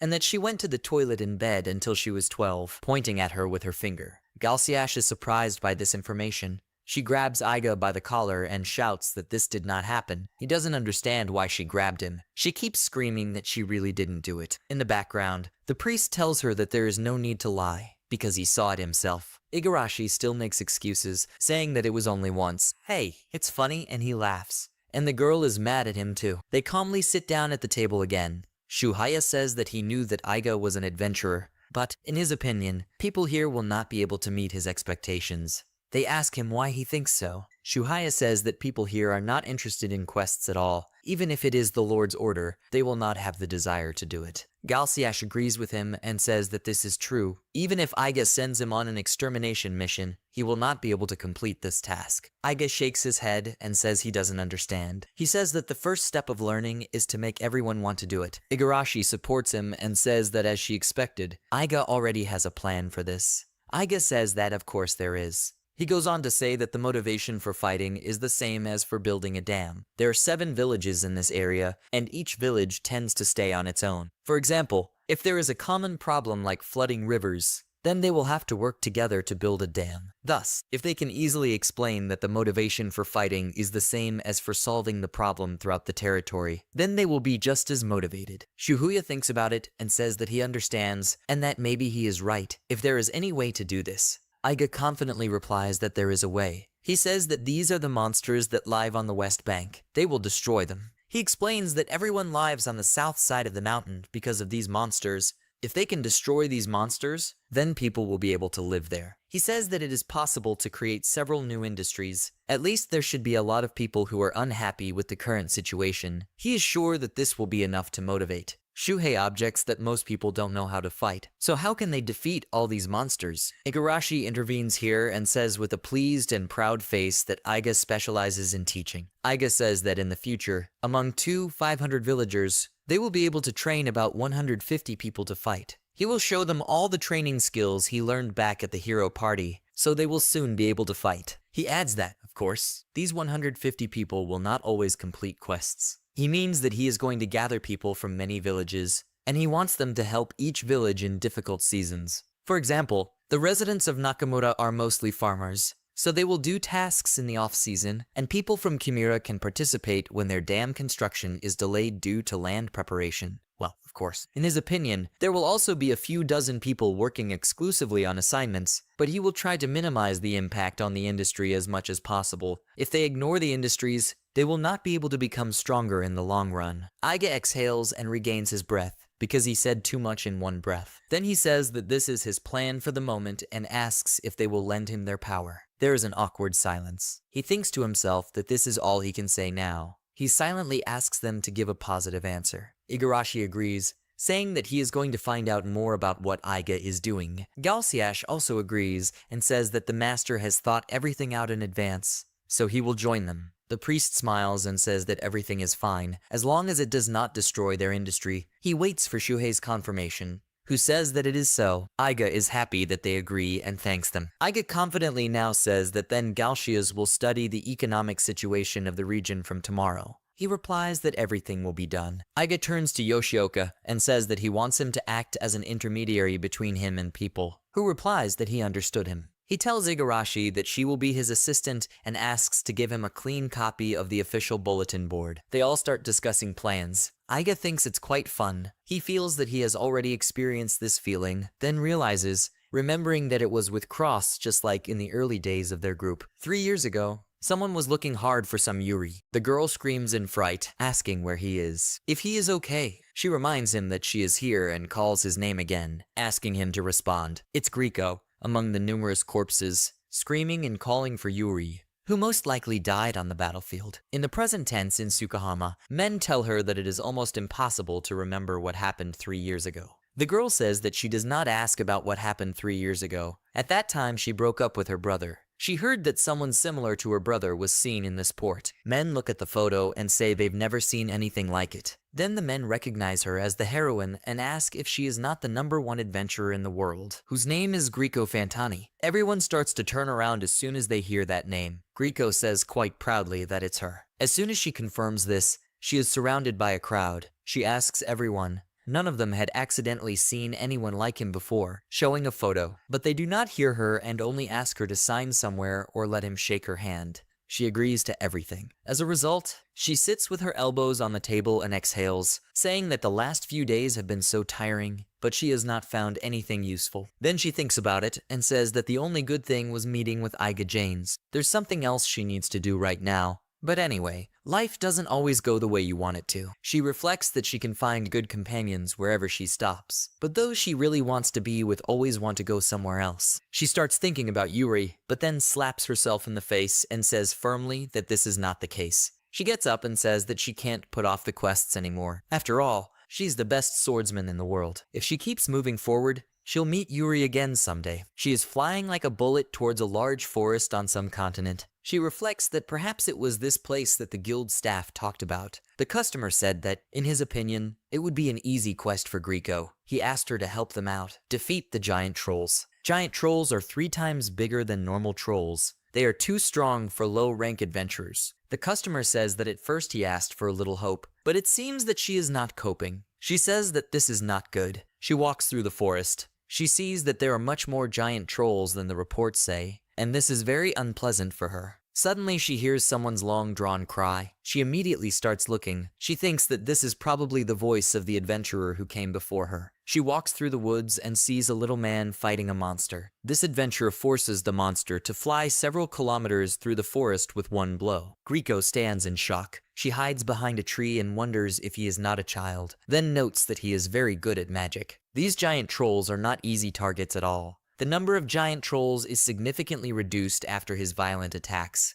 like sharp spears piercing through enemies. Grieco wonders if he's going to be okay because he's using fire attacks one after another. The child really launches several attacks in a row, and then breathes heavily. His body has softened. While he was recovering his breath, Grieco came out of the bushes and asked if he needed help. Their eyes meet. The boy looks at her for a long time. For a second, Grieco thinks that it's Yuri, but then she changes her mind and does not understand what is wrong with her. It's been 3 years. Her brother should be older. First of all, their faces are not even similar, and their hair color is completely different. The boy asks after a long silence who she is. She immediately introduces herself as the magical swordswoman Grieco Fantani. The boy immediately learns that she is the one who occupies the first place in the world. Grieco smiles broadly and says that's it. She says she heard that he was struggling with the task, and the poet Wanna came to the rescue. Suddenly, she sees that the boy is drooping. Suddenly, he starts shouting at her to stay away, and that this is his prey. Grieco tries to calm him down, but he shouts at her to shut up because she annoys him. Grieco shouts at him that there is a huge troll behind him. He does not have time to react and flies away from the monster's blow. Grieco shouts at him, calling him Yuri at first, then comes to his senses and calls him a boy. Grieco steps forward and says it's her turn now. Then the kid yells at her to wait. She turns around and sees him get up and say that he will become number 1. He raises his hand, over which a huge flame abruptly appears. The trolls see this and start screaming. Grieco wonders what kind of horror it is.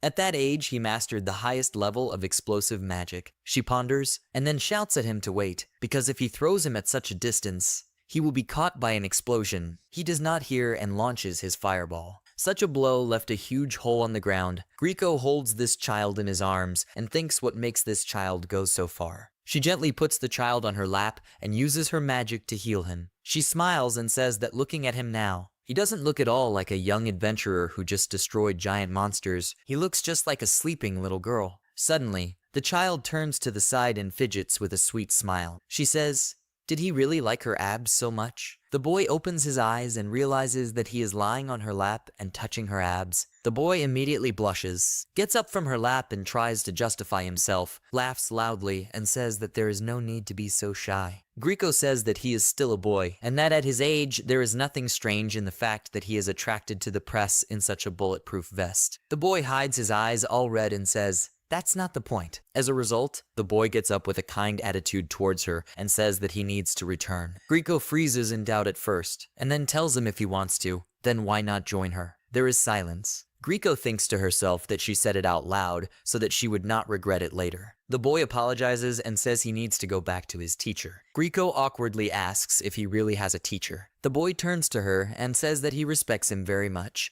Grieco is surprised by such a wide and warm smile. The boy says he is very sorry. Grieco says there's no need to apologize. She can't do anything about it. Suddenly, the boy gives a fist to her abs. She does not understand his actions. The boy asks that she is number 1, and then declares that in the future he will be number 1, and then he will let her go on an adventure with him. Grieco laughs loudly and says that he is a cheeky kid. The boy laughs too, waves to her and says goodbye, saying that he is leaving and that they will see each other soon. Grieco remembers something and asks his last question, what is his name? She immediately begins to justify herself, that does he understand that if he does not tell her his name, then even if he becomes number 1 in the whole world, she will not know that it is him. The boy thinks about it and says that she is right. Finally, he says with a big smile that his name is Mory, and then says that she is a girl, the strongest sorceress, whose name is Mory Luckstrom. Grieco freezes in place, fascinated by her charisma. Here Chio is very red and confused lying on the floor. Aiga hovers over her, who asks her permission, and she agrees. Chio says that she is still a little scared. Aiga tells her that everything will be fine and that she needs to relax. Aiga himself does not understand how this happened, so he remembers the events that happened a month ago before this situation. In the temple where they stopped at night and met the priest and his son, Igarashi diligently draws hieroglyphs. Aiga stands next to him and says that she is very smart, and she thanks him, blushing a little. Aiga does not know the language of the Far East at all. He is glad that he has it. He asked Igarashi to make an announcement board for him. If he puts up a board in every village, the elders of all the villages will know about his existence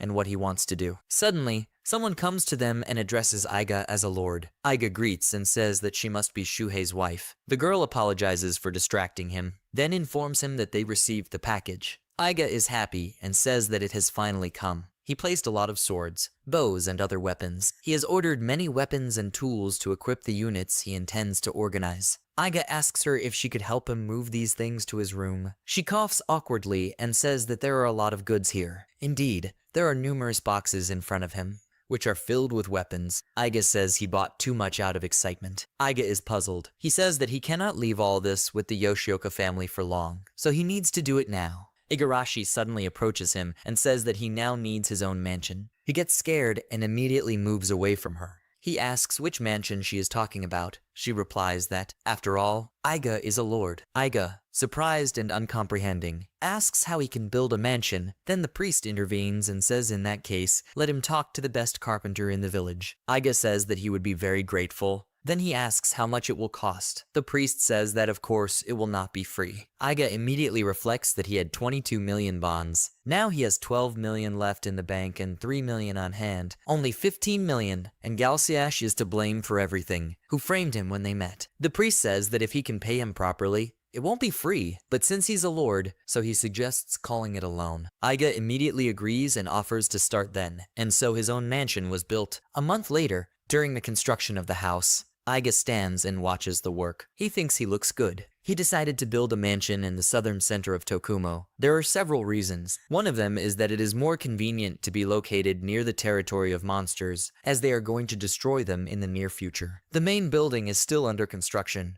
He came here because the hanare, that is, a room built separately from the main building, was finished. He looks at his house and is surprised. He examines everything and then lies down on the floor. He says the house is quiet and spacious, and that it's pretty good. He begins to wonder what he would use this building for. While he was thinking about the wood being brought in, someone recognizes him and shouts that it's him. The girl runs to him and greets him. She happily shakes his hand and tells him that they have met again. It's Chio. Aiga says he's glad to see her again. She is the leader of Kimura's transportation, who earns her living mainly in Tokuma forestry. Aiga says that means they are transporting lumber to his mansion. Chio is surprised and asks if this is really his mansion. Then she gets it and shouts that this means that he is the new lord mentioned on the bulletin board. Aiga awkwardly says that she has already read it. Aiga James has become the new lord of Tokuma, and he would like everyone to work together to get rid of the monsters in the west and develop their country. These boards have been installed in the center of 7 villages in Tokuma. Chio tells him that he is very good at pretending and that he should have told her this earlier by patting him on the back. Aiga awkwardly apologizes to him. Aiga asks if this means that she has read about his plans to get rid of monsters. She says that this is true and that it is a pretty bold idea. Aiga says that he would like her to fight because she has the talent of a warrior. The girl does not understand what he is talking about. Chio immediately panics and says that she won't be able to. What is he saying?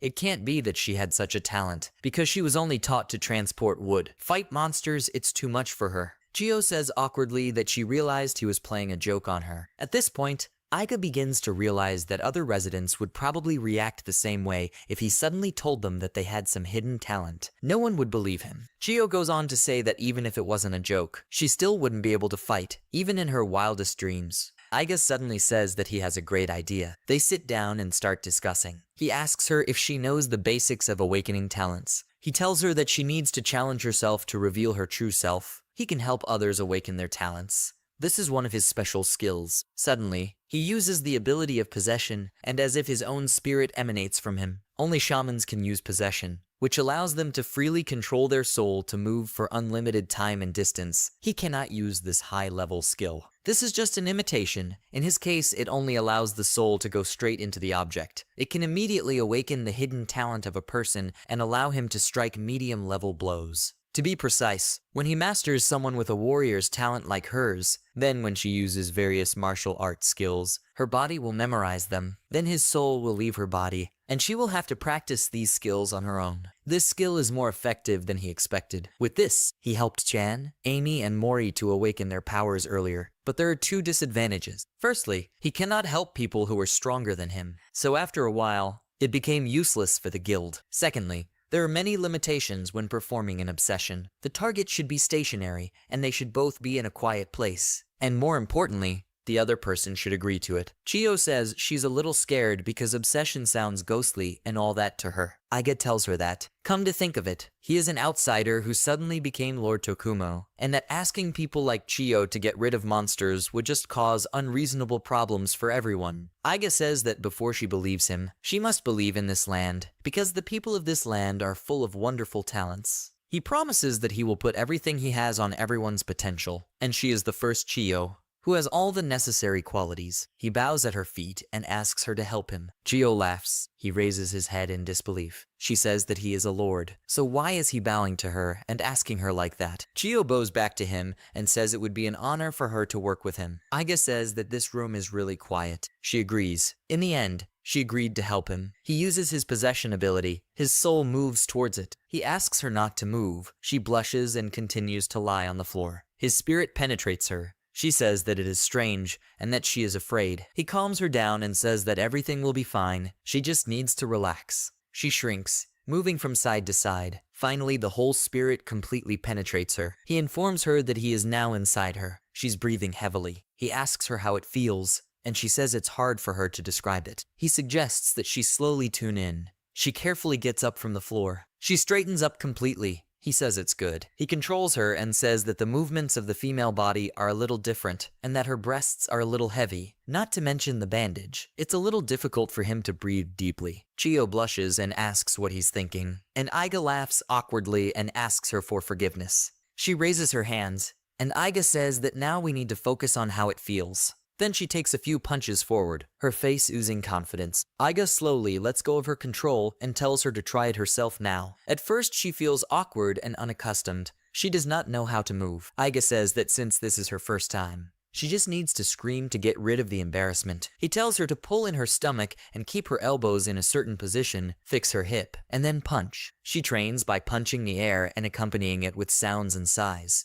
Aiga says that she is doing the right thing and should shout louder. Chio listens to him. As a result, they lie tired on the floor. He tells her that she has strong muscles. She says that she is still not sure. Aiga then suggests to see what she has learned today. They stand up. Chio stands in front of the mannequins and then prepare to strike. She strikes and sees that the dummies just flew away from her attack. She is surprised and freezes, her mouth wide open. A satisfied Aiga stands behind. She turns to him and says she did it. He smiles, comes over and pats her on the head. He says that now she should continue practicing. Chio agrees and obeys him. They say goodbye. Chio joyfully runs away from him, shouting that they will meet soon. Aiga waves at her and tells her that if she continues like this, she will soon be able to fight for real. In the dead of night at the table, Galsiash tells him that for some reason he is so happy today. Shuhaya adds that he returned quite late. Igarashi stands behind him like a ghost, waiting for an answer. He awkwardly says that there was nothing like that and asks Igarashi to stop doing that. Galsiash's research shows a lot of information about its territory. Aiga asks Igarashi if his grandfather has recently awakened his magic. She answers him about her grandfather and says that she hasn't been home for a long time, so she's not sure about that. In the village of Nakamura, he meets Igarashi's grandfather. He thanks Aiga for looking after his Itsuko. Igarashi's grandfather is called Isao.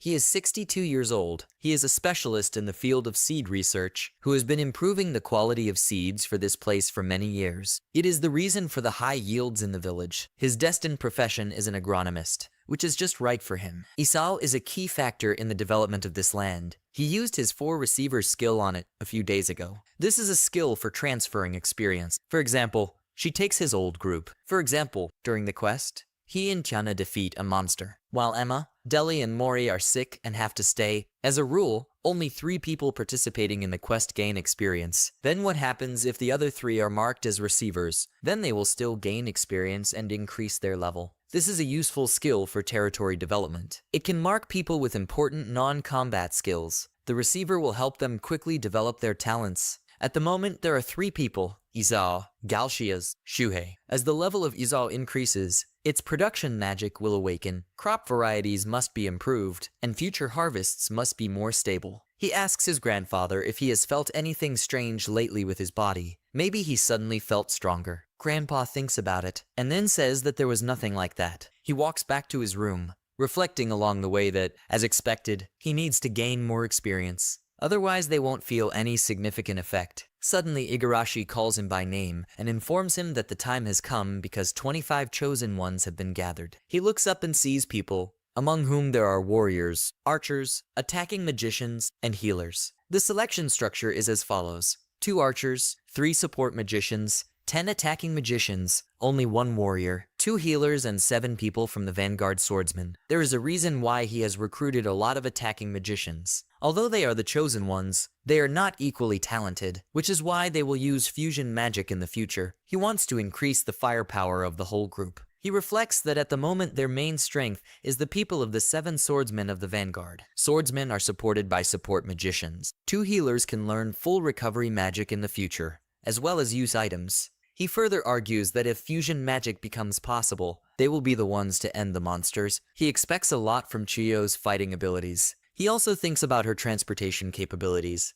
She moves a lot, still manages the movement and delivery of wood. Aiga intends to increase the number of troops to 100 to complete various tasks. He also needs to stock up on things, food and necessary equipment. Therefore, Chio's experience in transporting wood is useful. Aiga tells her that he is counting on her. She happily says that he can provide it to her. Igarashi is standing behind them with a suspicious look at them. Aiga announces to everyone that their training starts right now. Everyone obeys and follows him. On the territory of the Western District, they are fighting monsters. Someone screams that someone just suddenly attacked them. They see the Tabasco Gamma fire frog and are scared of its size because it is huge. Aiga steps forward and tells everyone to step back. He uses Yorudo's ice magic on the frog. It dies. The ice has gone through. Aiga calmly exhales and says how cold it is. The people behind admire him and shout that it's incredible, as expected of their lord. Thanks to Cord's gift, these 25 people have gained twice as many experience points. If they continue in the same spirit, they will soon reach the required level. He shouts to the guys that if they see a monster, then don't attack him right away, but tell him first. Here the crowd begins to shout in displeasure. They ask why. They ask him to let them use their magic and swords to fight. Aiga hesitates and uses her skill to check the status. He sees the characteristics of the Yamasaki Vanguard swordsman and says that his attack power is only 5. Aiga reflects that among them,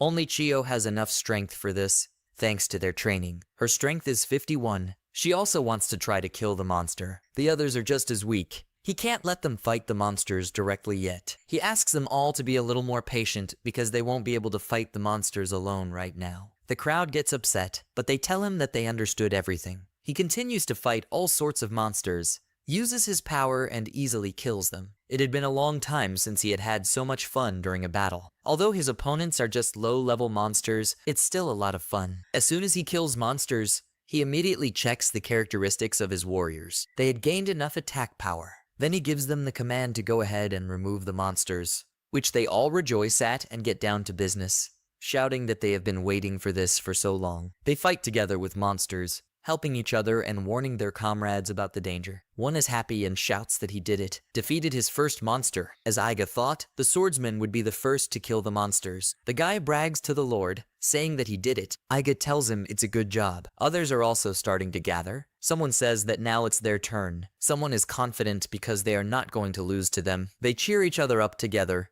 offering to do it. After one person succeeds, others will start thinking that they can do it too. As long as they are confident, they will achieve good results. Evening comes. Aiga looks at the clock and says that they got too carried away with it and informs them that it's time for them all to return. The crowd is not happy again. Yamasaki asks him to let him hunt a little more. The other also agrees and says that they just have a chance to prove themselves. Aiga explains that monsters get much stronger at night, because they guys aren't strong enough yet. Yamasaki looks at Chio and gets angry because she killed the most monsters. She annoys him so much. Chio says in the background that she is hungry. He abruptly runs away from the crowd. The two call him and do not understand where he is going. Yamasaki tells them to go home first because he wants to kill at least one more. The crowd starts screaming in panic because a huge frog with fiery breath appears behind Yamasaki. People immediately call out to the lord. He turns around and sees a man carrying Yamasaki in his arms and shouting that this is the monster they saw this morning and that she is too strong. Aiga is worried and asks how Yamasaki is doing. He replies that he is badly burned, but still alive. The lord orders him to take him to the healers. Aiga says that frogs are much more aggressive and can secrete magical mucus from their skin. Their protection also increases significantly. The crowd shouts to the lord to save them. Because there is nothing they can do, they have decided that they must retreat. Aiga confidently says that no, they will destroy it all together. Chio says her punches can't do any harm. Aiga asks again. Didn't she hear him? He decided that they would do it together. Aiga thinks, first, they need to lure him to the designated point, the support magicians. and he himself will be the bait. Then the archers will shoot her in the eyes. Then from behind the trees, the magicians will use the ice magic that he showed them. Of course, they won't do much harm, but it will make him think that the enemies are standing over him. Then she will show her belly. As soon as all this happens, Aiga gives the order. Tabasco Gama cannot secrete mucus from his stomachs. Now they, the melee team, have reached the goal. They all attack the monster's stomach together so that it bleeds and falls. As soon as they defeat the monster, everyone starts screaming and rejoicing. They hug each other and jump for joy.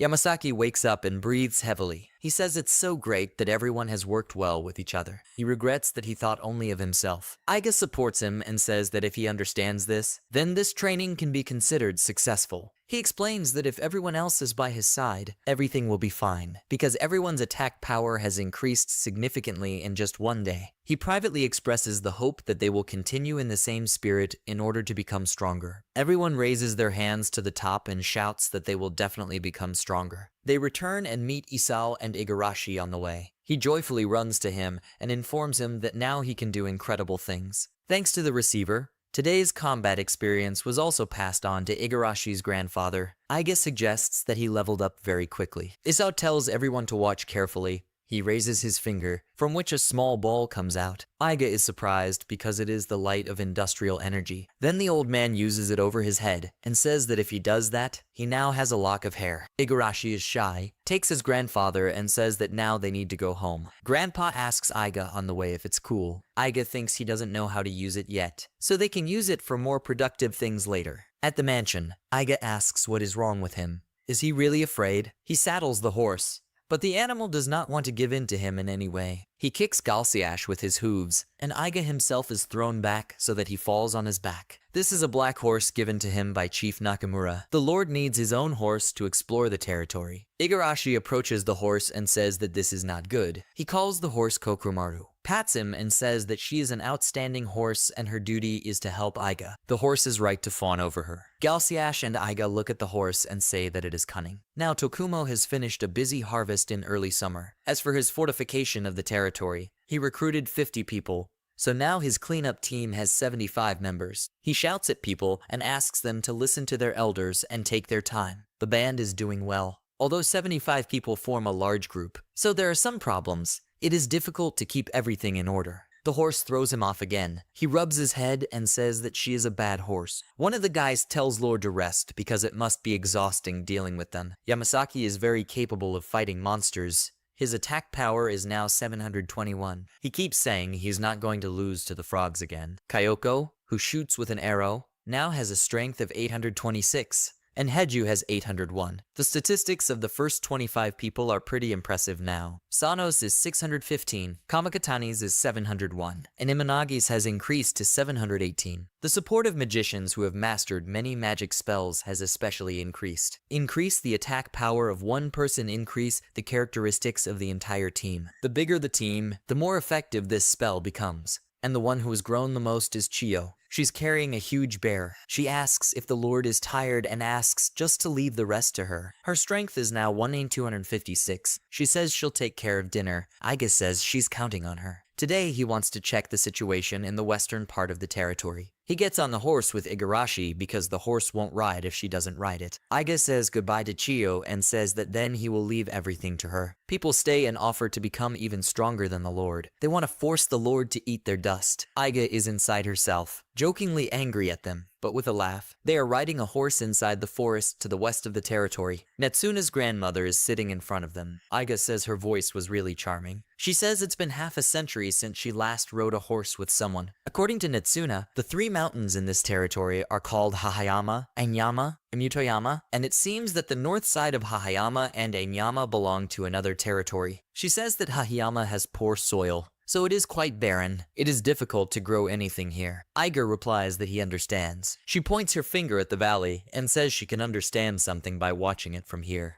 Igarashi attracts their attention and asks them to look at where the cave in Hahayama stands. They dismount from their horse and walk towards the dark cave. Aiga asks Natsuna if she knows anything about this cave. She replies that not really. She just remembered that her parents told her not to come close because she might collapse.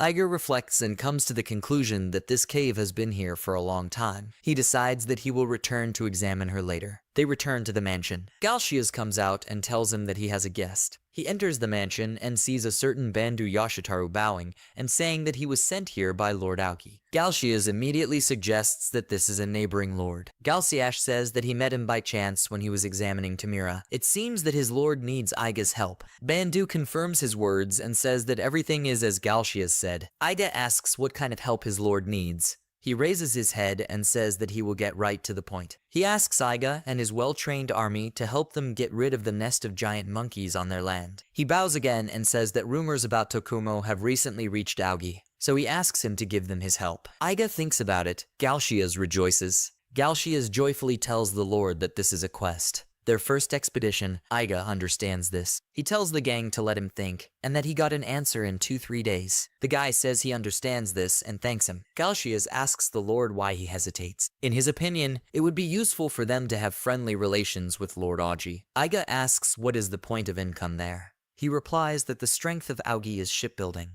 Aiga begins to reflect that this is quite important. When he later turns to the guild for tasks, he will need a lot of ships. Galshias says that if any good groups of adventurers come to Tsukahama and find out about it, it will be a complete mess. So they should take this quest and clear it first. Aiga agrees and says that he is right. He thinks out loud, is it really that hard to beat the big monkeys? Because their group is really good. The giant monkey is a deity class monster, but the nest is mostly made up of middle class monkeys. He suggests calling them just monkeys. At their current pace, they will need another 6 months or a year. Galshias is surprised to say that he is so strong. Aiga says that if they accept this quest, their people may get injured or even die. Galshias says it's bad. Aiga confirms it. Igarashi intervenes here, comes close to him and asks, then why doesn't Aiga deal with them personally? He pushes it away with his palm and wants to object. But then he remembers something and freezes. He reflects. For sure, although he was the weakest in the party, but he is still a mid-level adventurer.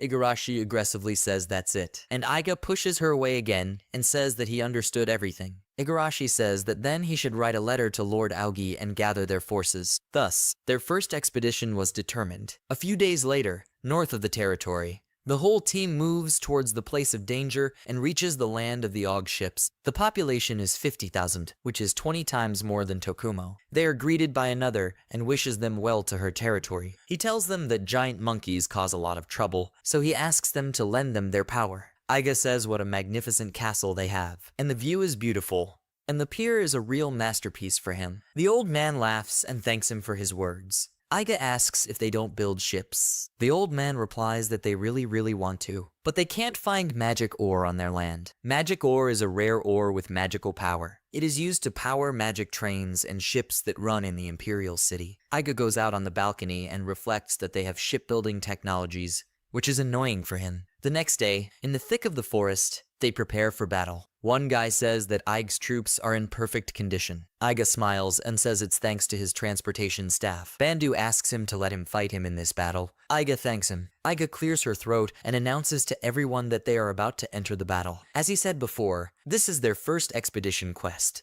so they should be on their guard. Aiga continues her speech, asking them to keep their spirits up, but people are interested in completely different things, asking each other if they went to the Aji store, what kind of bib someone has there, and so on. Here, Aiga imagines in her head how she yells at them with an order to respect her lord. He really wants to yell at some mountains right now. He reflects that he needs to consider something for future training. He is sure that they have had such thoughts before. Someday it may be necessary. Then he thinks that they have to obey because he is scary. He will not help them become stronger for real. Here he shouts to everyone that if they see a giant monkey, do not engage in battle with him and immediately inform him if these are medium-sized monkeys. They should work together and deal with him. Yamasaki boasts smugly that he's pretty strong now, Maybe they'll leave the boss to him. The person standing next to him doubts it. He tells him that the last time he said something like that, he does not have time to say anything, as a huge monkey jumps and lands a meter away from them with a loud sound. They turn to him in fear, see the monster growling, and start shouting that the giant monkey is here. Aiga says that this is not a giant, but an average monkey. They are even more surprised. Suddenly, a lot of monkeys jump towards them, and people run away in panic. Aiga shouts for everyone to calm down, but people keep making a fuss and running. He shouts that everyone is panicking because of the sudden attack. The gang asks him what they should do. Aiga reflects that there are 8 monkeys.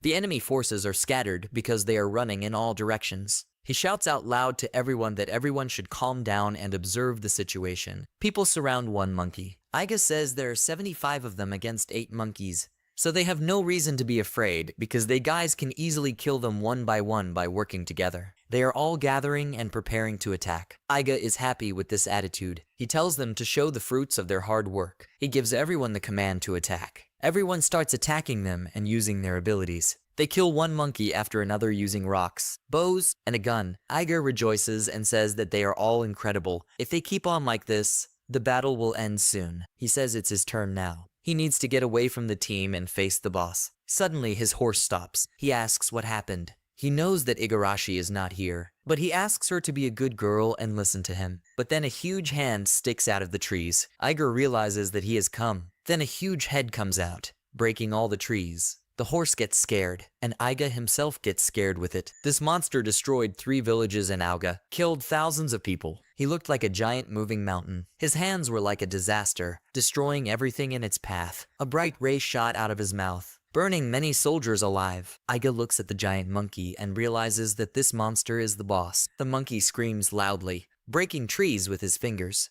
A crowd of people are afraid and panicked by the fact that it is huge. Some even hiccup. They say that even if they work together, there's no way they can kill him. Aiga's horse also panics and screams, defying Aiga's instructions. He realizes that the last boss has appeared. Suddenly, the horse throws him off. He falls painfully on his back, not understanding what is wrong with the horse. As soon as he falls, the monster's gaze is directed at the horse. The animal also notices this and freezes in fear. The horse instinctively runs away, leaving Aiga right in front of the monster. The monster is chasing a horse. The animal is already crying, but it is jumping with all its might. Here, other people realize that Kokumaru is leading this monkey straight to them. They don't understand how to defend themselves. Aiga sees this and realizes that they are in trouble. He uses the acceleration ability and runs towards them. Suddenly, the monkey stops and sits down. Aiga wonders why he suddenly stopped, and then he realizes that he is not so happy. People also don't understand and ask each other why he suddenly stopped. Someone suggests maybe he has a stomach ache or something like that. The monster is concentrating. Igarashi calms the horse down, but suddenly notices that a ball is forming in the monster's mouth. At this time, Aiga runs up and uses another spell, praying that he will make it in time. The monster launches his fireball into the crowd of people, but the flames bypass them, because they have some kind of protection in front of them. The attack stops. The barrier collapses. They cough from the abundance of dust and smoke. Yamasaki asks the others if they are okay. They say they're fine, but they don't know how it happened. They look up and see Aiga. The smoke dissipates, and they see that Aiga's hand is bleeding. They worry and realize that he did it to protect them.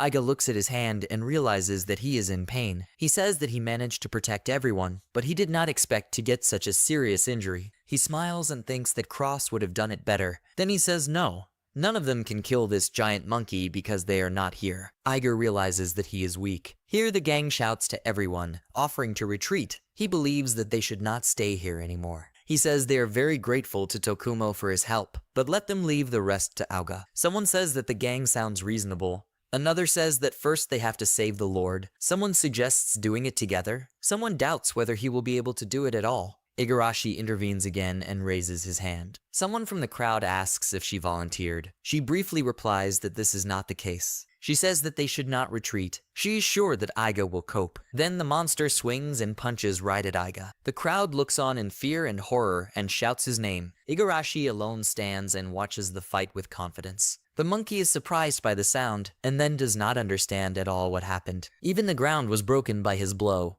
which formed a pit. Aiga deflected his blow with his huge fist with his small one. He says how sorry he is that others saw him in such a pitiful state. He suggests that they must have been disappointed in their lord, so he will now show this little, according to him, monster. he will show him the abilities of a former adventurer of an ordinary level. His hand abruptly begins to burn. He summons medium fire magic Kuridak. All his hands begin to burn with fire. The monkey's body begins to burn and burn. He is in agony from pain. He moves quickly, trying to put out the fire, but it only gets worse. The monster swings his arm in a rage. He jumps back along with a piece of earth and prepares his sword, asking him to forgive him for this. He lands on the monster's forehead and plunges his sword into the place right between the eyebrows. The monster falls exhausted on his back with a crash, causing smoke and dust around. Aiga lands calmly, but still feels pain in her shoulder. He says he had to show them that he was their lord. He treats his shoulder with magic. He turns around and starts saying that there is nothing to be done, but abruptly freezes.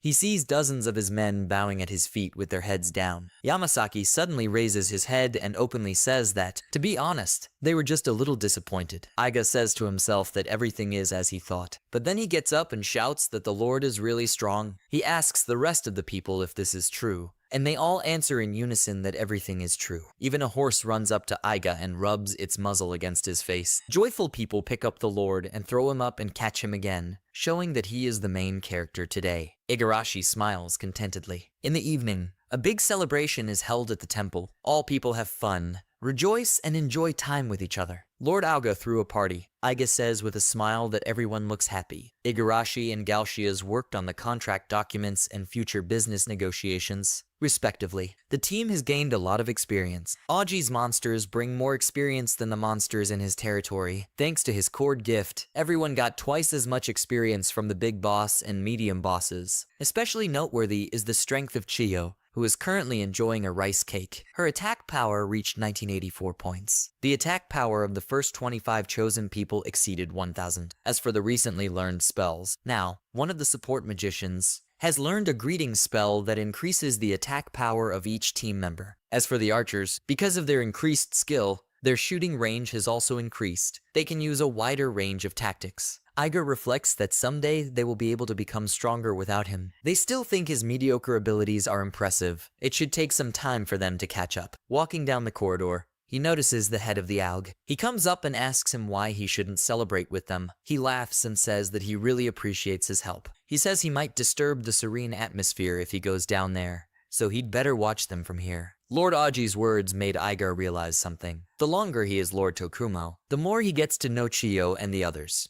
All he can do, as their overlord, is take a step back and watch them grow. He needs to put them on the first path so that the connection between him and them is established. So that's what it means to be a lord. From the crowd, Chio notices him and happily waves to Aiga, who responds in kind. A few days later, they return to Tokuma. A priest greets them and congratulates him on his return. Aiga thanks him for taking care of everything in his absence. He says that he will go to rest now. Then Juzu tells him that something is ready for him. A view opens up in front of him, the huge completed mansion of Aiga. The owner is happy. The priest says that everything went smoothly. Aiga says that this is a very familiar way of life for him. The priest says that he even conducted research on this topic. Aiga says the bed looks great. The priest asks if he likes it. Next, they look at the bathroom. Aiga is pleased and says that the view from the bathtub is just incredible. Then Igarashi in a towel asks her to let him rub his back. At the table, after Aiga has changed his clothes, Galsiash hands him a scroll. He asks what it is. He replies that it is about the ships from Agi. He says that it was decided that they would give them 3 ships, each of which can carry 50 people. The crew for the ships will also be sent. Aiga is happy and says it's a great job. Galsias says it will probably take them several months to arrive. Aiga says that it's the end of summer, so they'll be busy preparing for the harvest anyway, and that there are many other things to do besides fighting.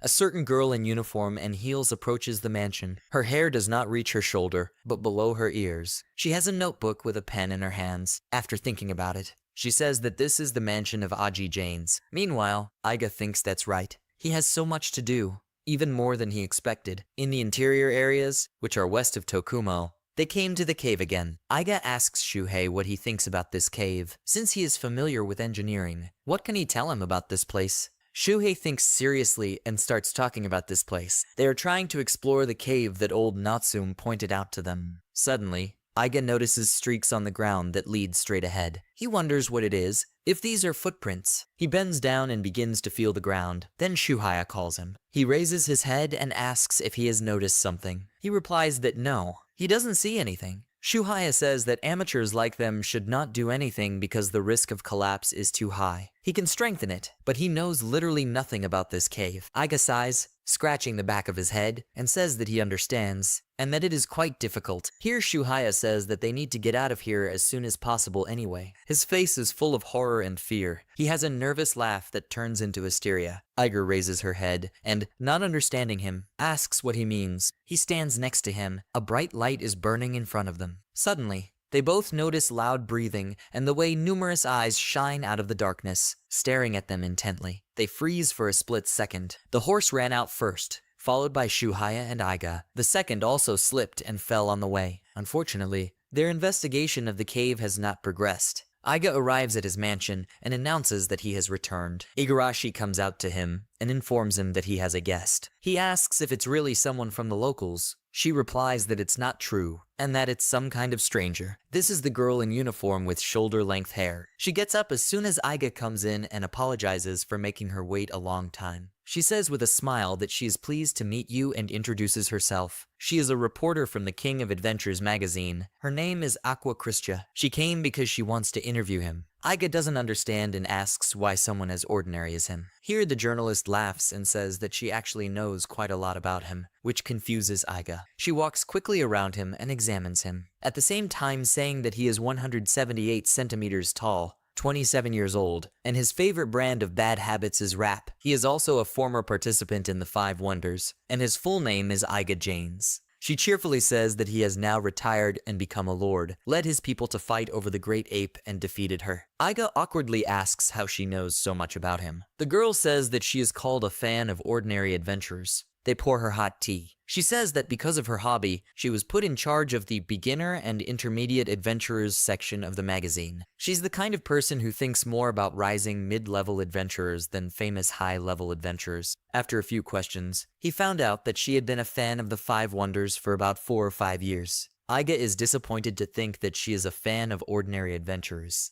When they start to become famous, her passion cools down. She then abruptly takes Aiga's hand and shouts that Aiga's teaching skills, in her opinion, are wonderful. She proudly says that he can see what a party needs at every moment of its existence, instantly identify suitable talents, assign them to positions, and ensure the balance of the team with the help of his skills. She believes that only someone with a special and far-sighted vision can do this. Aiga is uncomfortable with such pressure and knowledge. She then adds with tears in her eyes that, moreover, Aiga's training is filled with love. This energy penetrates into each member of the team and constantly leads them to new heights. She also says that he always comes at the right time to do what the party needs most. Aiga sighs even deeper and louder from such emotions of a journalist. Aiga likes it. He smiles broadly. His face turns red. He thinks that she understands him so well. Galshias asks him if he is happy. Igarashi standing next to him also does not understand Aiga's emotions. Aiga is modest again and says that he couldn't keep up with his group with such skills, so they aren't that useful in his opinion, so he had to resign. Here the girl is indignant and asks what he is saying. She already stands up and pulls on his shoulders, saying that without Aiga, this hero's party would never have been able to get into the top 10 in the world. Igarashi and Galshias continue to observe this picture. The journalist continues to say that Aiga is simply amazing, snuggling closer and closer to him. Galshias says he is definitely happy. Aiga tries to say that everything is wrong, but she does not let up and proves again that this is true, and that Aiga is really an outstanding person. Here Igarashi looks at the time, then comes up behind Aiga and says that the time has come. Aiga understands what she is talking about and answers her that everything is correct. The journalist asks if Aiga has any other business. He replies that he does. He needs to explore the territory and much more. Aiga wanted to suggest that she postpone the interview for another time, but she does not let up and refuses, asking him to take her with him. Aiga asks the journalist, helping her to get up and saddle a horse, if she really wants to write about this territory. She sits down and says again enthusiastically that no, not at all wrong. But she is interrupted by Aiga and says with a sigh that he thought so. Aqua says that this area will gradually become more famous, so she asks him to let her see it. They come to the forest monster hunting area in the western forest. Everyone is fighting, and Aqua and Aiga are just watching them. She writes everything down in her little notebook and says, so this is where his people train to raise their level. Aiga says that they are his best people. Their current abilities are slightly higher than those of entry-level adventurers. He tells her that they are divided into 6 groups that support each other, and that about 150 people are now ready to fight monsters. The journalist listens to all this with great interest. Her eyes are burning. She decides that she needs to write it all down and gets down to business so as not to miss anything. At this time, Aiga is thinking about the interview. He says that for a quest, they need to be recognized by the guild and allowed to complete tasks. First, they need public approval. That is, they need to be sure that these adventurers are reliable. This is happening because he can't just suddenly come and say that they can kill monsters and ask them to give them a task. Of course, the guild won't accept it. They will slam the door in front of them, saying that it's those weirdos again, and will start ignoring them again. But if we take into account public opinion, if people find out about the search for territory and think that it is quite interesting, then everything will be different. The guild won't be able to ignore them anymore. He hopes this little interview will help their territory. He continued to drive Aqua around the neighborhood. He showed her the rotation of the chosen team and Isao, who now has not one hair, but thick hair behind, which surprised Aiga very much. They're riding a horse, and Aiga says it's getting dark. He asks the girl if she wants to go back to the mansion to rest. She asks him because he's coming back too. Aiga tells her that he needs to build a good reputation in every village, so he joins Yuzo to visit Yamamura. Here the journalist also asks him to let her go with him. Aiga thought she would ask. Aqua begins to say that while they were collecting data, she still didn't understand anything. She asks if Tokuma is really such a wonderful land. Aiga begins to blush. She continues to say that although she knows it's rude, but he kept wondering if it was true that with Aiga's skill, Tokuma, originally a poor rural area in the Far East, has changed a lot. The chosen squad, the expedition, the production capabilities of the farmers. She continues to say admiringly that she is sure that he has changed a lot of things in other areas too, and frankly, he still does not understand why she chose Tokuma. Here the girl screams that the reason is that she is a reporter, so she asks him again to let her go with him until she realizes this. Aiga agrees and suggests going to Yamamura first. The girl is happy and clenches her fists. Aiga reflects that there is nothing unreasonable in the question she asked, but he believes that his skills are telling the truth. There is something like that in this land. They travel north from Tokuma to the Yamamura area. There, the old man meets them and tells them that in the past Yamamura was a fairly prosperous city, but when he was young, the population was decreasing day by day. Aiga suggests that this is possible because there is no industry on this rocky land. Aqua immediately asks the question, "Isn't it strange?" She asks the old man how it was possible to prosper in such a place. The old man also thinks about it and says that this is her truth. Yamamura has no headman, and there are only 4 families left. The old man, whose name is Juso, introduced him to all these families. He also used the Eye of the Goddess. The children turned out to be a support mage, an attacking mage, and a swordsman. He hopes that they will increase their numbers and do everything possible to ensure that this village does not disappear. He comes to the house of the largest family in the village, where there are 11 people. They knock on the door. A woman comes out to them with a child on her back. She recognizes the priest from Nakamura. She happily asks if Aiga is the new lord. She says that he is quite young, and that he is such a talented young man. She pats him on the back. Aiga concludes that she is a strong woman. The kettle is boiling. The woman says that she is all for killing monsters. That's why she wants to ask the lord for a favor. He immediately asks what favor. She is already quietly asking the lord to take one worthless person with him to kill monsters. They look into another room, where a man is lying, whom the woman calls Akira. He continues to lie there, displeased, ignoring her words. She says he's her brother, but he never works and just gives her trouble. Aiga sees that his destined profession is a miner. He begins to reflect that his job is not exactly suitable for an adventurer. The woman distracts him from his thoughts and says that it's pretty late, so let him stay and have dinner with them. Aiga says that it's not worth it, and that it's time for him to go. Then Aqua asks Aiga to agree to stay. He turns to her and sees that she is surrounded by small children. She says the kids are starting to like her. Aiga asks Juso what he thinks about it. He calmly says that driving at night is quite dangerous.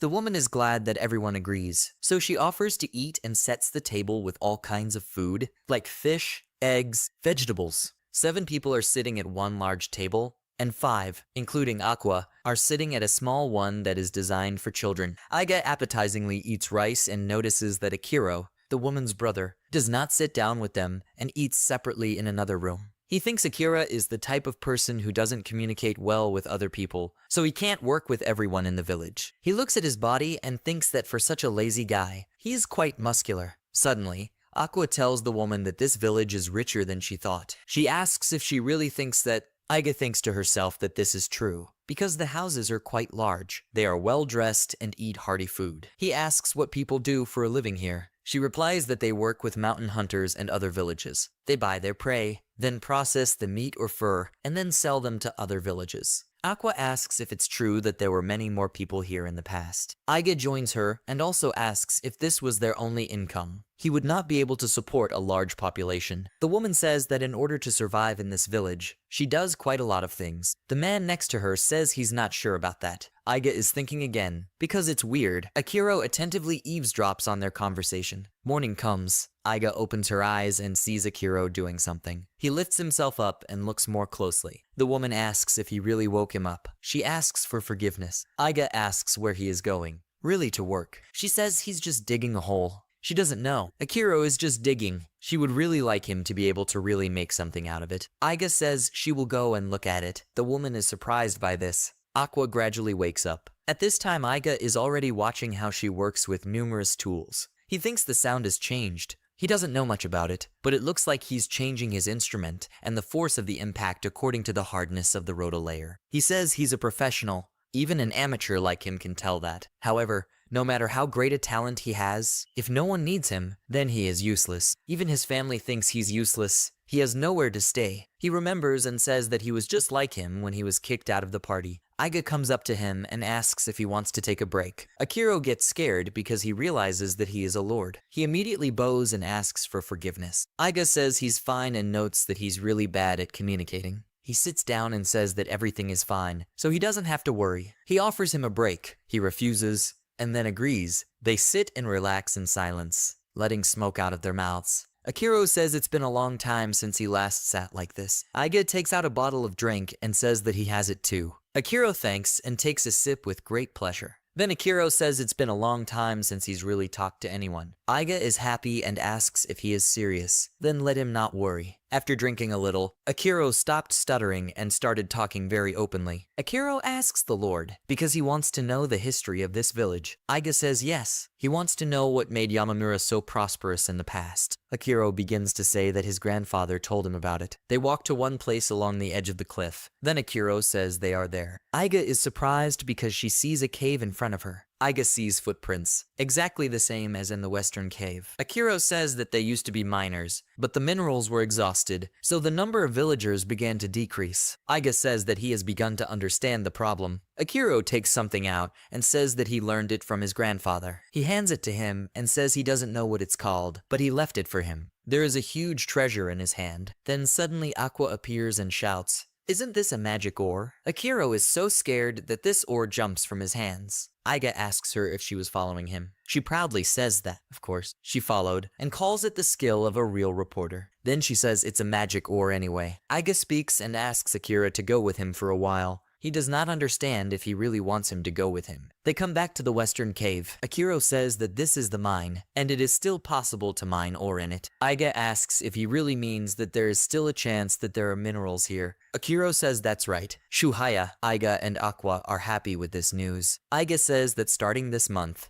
Akira will start working for him. Akira asks him if he is sure about this. Aiga holds out her hand to him and says that he is looking forward to working with him. Akira is surprised. A tear flows from his eyes, and his cheeks turn red. He freezes, his mouth wide open. He shakes his hand, and Aqua herself is also happy about this interaction. She screams already in his mansion that, as expected, Aiga is simply incredible. She literally screams, standing in front of him, that he has a good lord's attitude towards people and the ability to discover and work with different talents. And the most incredible thing is the huge potential that sleeps deep inside this earth. She praises and says that it's just wonderful that they can start mining magic ore from now on. Soon enough, this place will be noticed by strong industrial countries. She is sure of it. Aqua is very happy, saying that this is a great sensation. Aiga says it's great, but he has a request. He voices it. Aqua is outraged why he doesn't want her to write about the magic ore. He says that they have not officially started mining yet. Then other countries, hearing about it, may attack them. Aqua understands this, but it's such a great sensation for her. Aiga says that, besides, he is thinking of something much more interesting. He asks her what she thinks about writing exclusively about his territory from now on.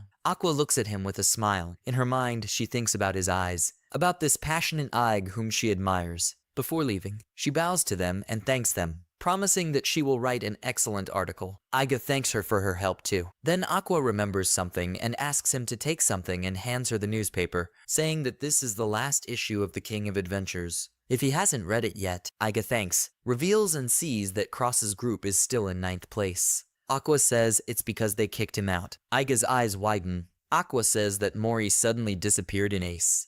In the Nabiobai Desert, people are attacked by high-level lizard man monsters during a quest. 3 monsters jump at once and attack Deli and Cross. In an instant, all the monsters' weapons fly off in different directions with a sound, falling on the sand. Deli swings and cuts monsters. The lizards are dying. Cross asks Deli if he can continue. He just nods in response. The lizard is endlessly advancing in droves with huge and powerful weapons. They are straining, but Tiana and Ama are standing behind them, who tell them not to worry, because they have the most reliable support team behind them. Even if they get seriously injured, they will heal them in the blink of an eye. Ama sighs, looking at the sky, and says that it's so annoying, because if only one explosion from Mory, and they would be finished. Tiana tells Amy that there are only 4 of them here right now, so she should focus on the monsters. Cross hears all this and starts shouting that that's it. He is sure that Mory will definitely return to them soon. He's preparing to attack and yelling that's why they shouldn't stop here. They attack the lizards as a team. A few days later, in the metropolis of Zahabult, Deli was surrounded again by a crowd of girls,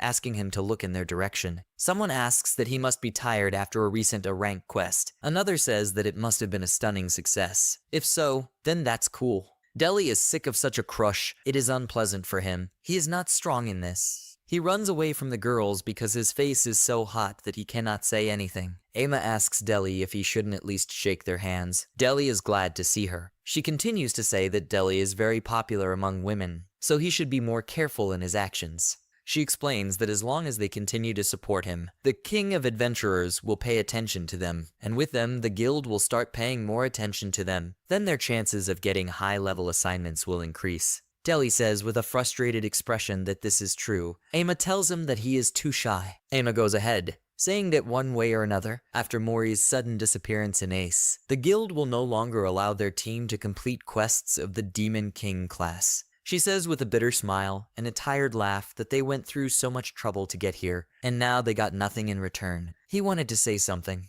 They approach a door. Ama apologizes and says that there is nothing interesting about it, and then freeze in anticipation of a nightmare. Suddenly, a bunch of people, reporters and journalists, rush in, photographing them non-stop and asking questions. They ask, because they are Ama and Deli of the 5 Wonders, they ask them to tell them more about Mory's disappearance and why Cross and Tiana are trying to hide it. Deli thinks to himself that these people are 100 times worse than those fans who were with him just now. But he remembers Tiana's words that they should not provoke reporters. Let them just say nothing, then everything will be fine. Reporters continue to press and ask about the disappearance of Mory and the silence of Cross and Tiana. He thinks to himself that even if Mory's disappearance has caused the public to pay more attention to their party, it will only worsen the guild's impression of them. Suddenly, he looks around and realizes that Ama is not with him. At this time, she has already entered the building and is walking down the beautiful corridor alone, thinking to herself that these reporters are so annoying. She is sure that Deli will be able to cope with them, and she herself is thinking about what to do. She notices that someone is sitting at the table. He is peeping and sees Tiana sighing wearily. Ama thinks she is upset, so she decides to go make fun of her. Suddenly, she hears her name and questions where she is. This is Deli running and does not understand where she has gone. He is worried and thinks to himself, let her not make him worry. Suddenly, someone pulls his long hair. He stops. It's Ama, which he immediately rejoices. She tells him not to make any noise. Deli sees what's going on. They peek and see Cross approaching Tiana. She turns to him and says it was a good job. Cross thanks her. Cross sits down next to her and asks how everything went at the guild. She shakes her head and replies that it's not very good, because they no longer allow them to take quests of the Demon King class. Cross says it's all as he thought, putting the magazine on the table. He tells her that they have been in 9th place for several months, no matter how many rank tasks they have completed. Deli is eavesdropping on them. The Demon King's quests are usually assigned only to the top 7 party adventurers, so the guild cannot break the rules and assign the Demon King's quest to the 9th place. To move to the next level, 5 Wonders needs to have the best adventurers. In particular, Mory attracts a lot of attention. At such a young age, Mory mastered 2 of the 6 magical attributes to the highest level. Mory's absence had already lowered their party's rating in the world. In fact, they said that their group's strength had decreased significantly because of Mory. With tears in his eyes, Mory shouted at Cross why he had sent Master Aiga away. Tiana asked him to calm down. Cross tried to explain that his ability was greater. Mory interrupts and shouts at him that it's too selfish. They want to say something to him again, but he doesn't give in and shouts that he doesn't care, and then runs off into the street, not responding to calls from behind. Silence falls. Cross says that as he thought, maybe letting him go was a mistake. Deli and Ama are just silent. They don't care. An excited Tiana says to stop already about it. Cross wants to say something, but Tiana tells him it's true that he can't keep up with the band anymore. She comforts and says it's not Cross's fault, and it's not Aiga's fault either. Cross straightens up and says that's right. Now the time when they could just have fun is over. Silence falls again. Deli tells Ama that it's time for them. She tells him to be quiet again, and what he didn't understand. Deli really doesn't understand what Ama wants to hear. Here Cross sharply asks Tiana about what he said recently. If she thought about it, she looks away and tries to remember what he said. Here Cross directly asks if she will go on a date with him. Tiana is silent for a long time, so Cross calls her name again. Tiana abruptly stands up and says that, in her opinion, they should give priority to the upcoming adventures for now, and that this is a very important time for them. Cross agrees with this. Tiana continues to make excuses, remembering Mory and many other things. Cross rubs his head and says that's right. Now is not the best time. In silence, Tiana says she's sorry. Cross tells her he's sorry too. After a pause, Cross abruptly gets up and leaves, wishing them a quiet night. Tiana responds in kind. Ama sighs, and Deli listens to her attentively. She says Cross is stupid because he doesn't understand that Aiga and Tiana are dating. Deli is surprised and asks if it's true, but how does she know about it? Ama says Tiana should let go of the past and start dating Cross because she thinks he's cool. She says that a woman will feel happier with her second lover. She has heard this phrase somewhere. Here, Deli confidently says that he does not think so. He tells her that everyone would be happier with the person they love the most. His cheeks are a little red. Ama then wonders why Tiana didn't just go with Aiga. Deli replies that Aiga just didn't take her with him. He adds that Aiga broke up with her in the first place. He knew that sooner or later he would not be able to stay in the group. He assumes he did it because he knew Tiana would want to leave with him. Ama says that's right, and then adds that Tiana is just as hopeless because she used the money as a cover. She probably hoped that Aiga would take her with him. Ama leaves and says that Aiga will never notice it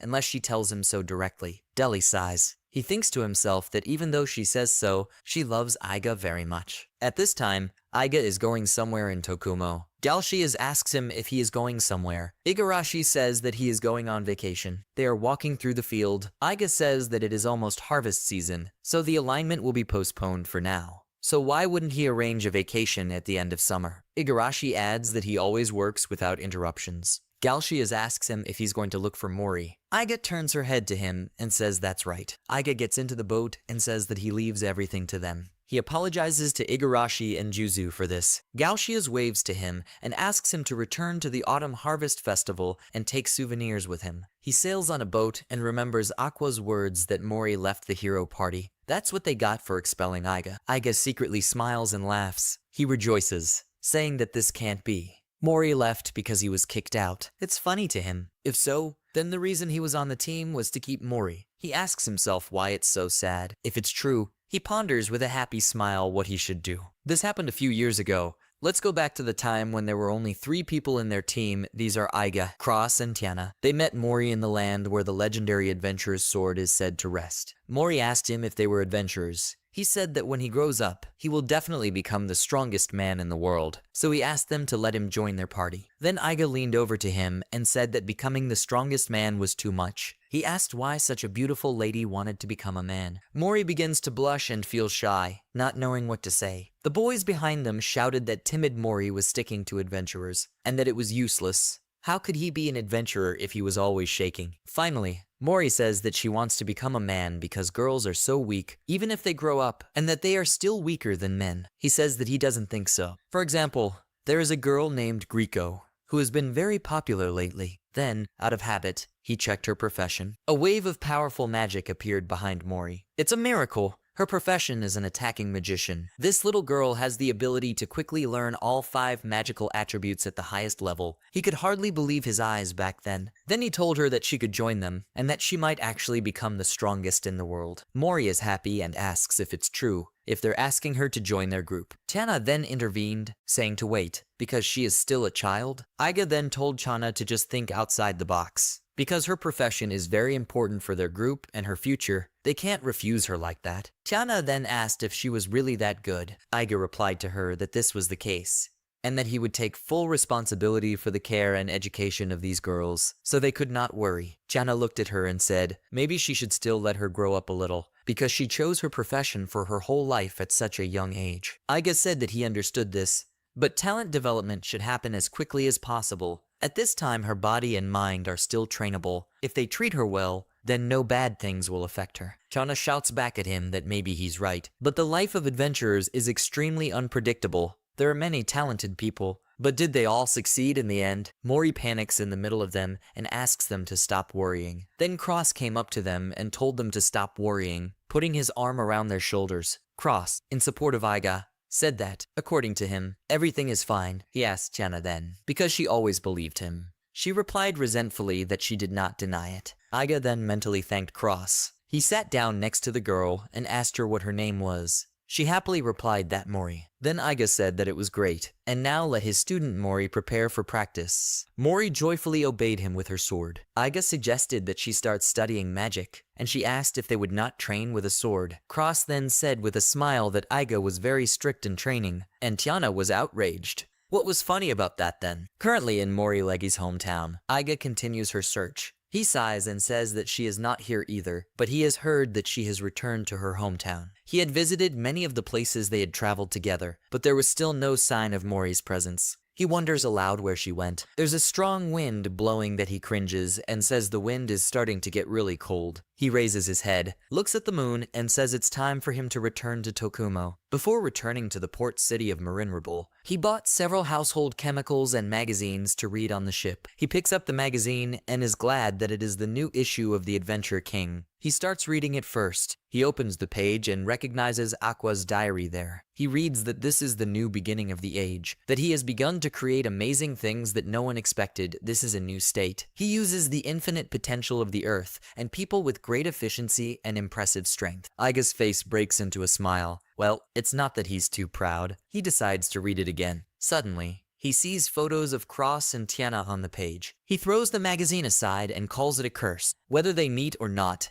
it has nothing to do with adventures. Because Cross and Tiana are famous, the reporters decided to make a fuss. In his opinion, he gets off the ship at the dock at Tsukazane. He walks with quick steps and thinks how he can stop being angry. Someone suddenly says that Aiga has come here to visit them again. He turns around and sees the hostess Okakura, with whom he had fun last time. She says it's been a long time since his last visit, so her girls really missed him. She sticks to him and asks why he looks so sad. He tries to get rid of her. The woman asks if he wants to stay the night. He refuses and says that he has already spent all the money to buy equipment. The woman asks him not to lie to him. He literally runs away from her, asking her to stop acting aggressively towards him. As a result, he holds in his hands a business card that says, "See you next time in paradise," at the top of Okakuru. He sighs already on his territory and says that he has finally reached home. He is greeted by Galshias and Igarashi, congratulating him on his return. He thanks the guys for taking care of this place while he was away. Galshias sadly says that it looks like he never found Mory. Aiga asks them if anything happened while he was away. Galshias says that Akira started digging a new well in the cave. According to him, the western cave is very dangerous for direct excavation, so he is looking for other ways of extraction. Akira turns out to have said that he wants to thank the Lord because he feels very happy right now. So he has to try. He is sure that they will definitely find the magic ore. Galshias tells Aiga about this, and he in turn smiles. He thinks Akira is trying so hard. He decides that next time he should bring him good gifts. He gets up from his seat and says that now he will take a little day off today. He thinks about what he should do first, eat or take a shower. Igarashi gets up and helps him take off his outer clothes. He turns to her, thanks her, and notices that she is looking at him strangely. She asks him if she can help him. Aiga does not understand what she is doing. Aiga says he will take a shower first. Galshias is sitting on the couch and laughing at the fact that Igarashi loves to tease the Lord very much. Igarashi was folding Aiga's clothes and suddenly found the same business card that the woman from Okakura had given her. Aiga enjoys his hot bath. He says that it is so refreshing, and that his fatigue after a long trip passes. He thinks hard and hopes that Mory is in a warm place right now. He thinks if he could find her, he doesn't know how to deal with it. He starts shouting that she is a stupid girl. What is wrong with her? And that a professional adventurer should not be like that. Where did the dream of becoming #1 in the world go? He gets angry and slaps his hands on the water. He wonders if he should scold her severely so that she hates him. Then he says out loud that this is so true. Perhaps this is the best way out. He relaxes again and says he lost his temper again. He sees someone flying in the sky. He says, "Are there crows on the islands too?" This crow is rapidly flying straight towards him, which is blown by the wind. The water in the bathroom just flows away, and Grieco Fantani appears right in front of him. She winks at him, greets him, and says that she flew to him. Aiga freezes because he realizes that he is now facing the strongest adventurer in the world, Grieco Fantani. She says her mansion looks nice. Aiga laughs nervously and says that he did not expect her to find this place. Grieco begins to look for something in his clothes, which confuses Aiga. He covers his eyes with his hand and says that undressing so casually is not the way to greet each other. She asks him to wait a minute and takes out a magazine, telling him to watch. Aiga awkwardly says that she is good at hiding things. She says that next to the heading Grieco's room, there is an interesting story about him. She followed it to get here. She says that, fortunately for him, she noticed it. To be honest, she only cares about what they write about her. Aiga hides and says she is so honest. She says she understands him now. He sits down in the water with him and says that it is understandable why he decided to reject her offer, because of what he decided to create. Aiga looks at her awkwardly and then kicks her, moving her away from him, asking why she suddenly climbed into his bathroom. Grieco hugs herself and asks him what is wrong with him. In her opinion, he just wants her to take off this armor. They start fighting, holding hands. Aiga says that he is completely naked, and she asks him to let him go, because at this time of the year it is too cold to fly there. Then here, Aiga says that you need to dress normally. As a result, they still took a bath together. Here Grieco begins to say that she just now noticed that he also has a lot of muscles. He hides himself, asking her not to poke at him. Grieco asks why he behaves like this. They are friends. They are connected by muscles. Aiga says, so they are friends. He thanks her for this, but does not understand what muscles have to do with it. Here Grieco asks him to remember her, because rank 1, like her,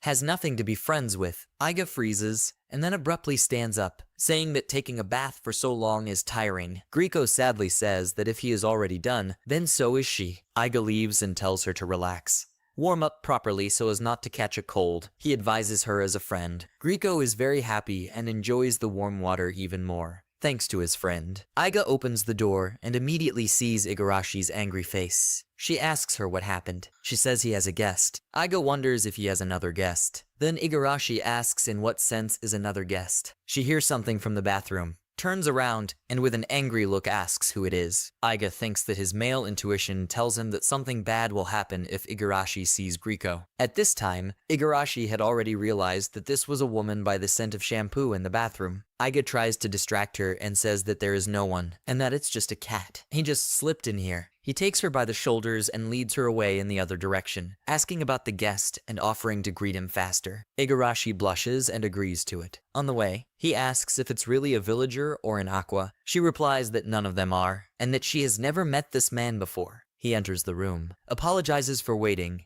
and sees Mory, happy and flushed at the sight of Aiga. She immediately runs to him and hugs him. Aiga continues to stand in surprise. He thinks Grieco was able to find this place from the information in the magazine, so Mory was able to do the same. He reflects and tells himself now to act as he planned to knock her on the head with his knuckles and scold her. He clenches his fist, raises his hand and strokes her head very gently. He bends down and says he's glad she's okay because he was worried. Mory's eyes fill with tears. She exhales in relief and apologizes to Aiga, calling him a master. Night is falling. Galshias calls Mory a cutie and says she is older than he thought. Aiga tells her that Galshias is a little creepy. Mory hid behind Aiga's back. Igarashi comes up to him and says that there is another guest there. Aiga is already scared, but sees Grieco coming to them and says that they haven't seen each other for a long time. Aiga pretends and supports that they haven't seen each other for a long time. Igarashi sees Mory, and Mory sees her. They recognize each other. Grio says that this is the same boy, and Mory calls her by her first name. Aiga does not understand what is happening and asks if they really know each other. He wonders if Mory is already so famous.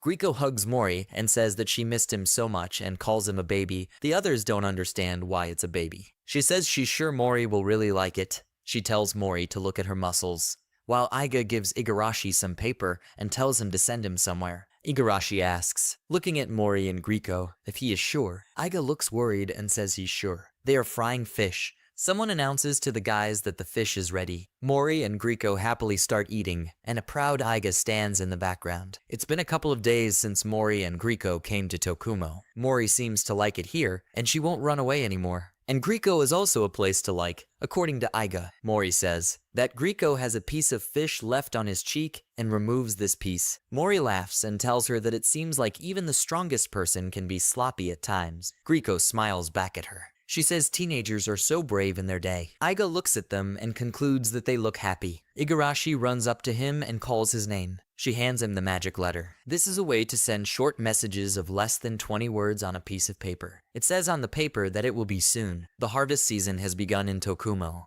Yellow and red shades are visible throughout the territory. They will hold a harvest festival tomorrow. Grio, who is standing on the edge of the cliff, asks Aiga why she called him here. She turns to him and says that he came on time. Aiga asks her if she really wants to practice. She says that this is a good offer. Aiga asks why she needs him. He immediately says that he will not participate in muscle training. Grio says it's probably time to get back to the adventure. Aiga wonders if Grio doubts this. He scratches his head and says that there is nothing wrong with returning to a normal life. Despite the strength she has, it is difficult to be the strongest if she spends all day relaxing. Grio says he's right. She turns her whole body to him and says that she has a request for him. She asks if she can take Mory with her. Aiga begins to think. He assumed that she would ask him about it. She explains that since she is the strongest in the world, she can help a beginner with finding high-level tasks, even the level of the Demon King. She then adds that this is how she will become a bride in the future. Aiga is shocked. He never imagined that she would come up with such a thing.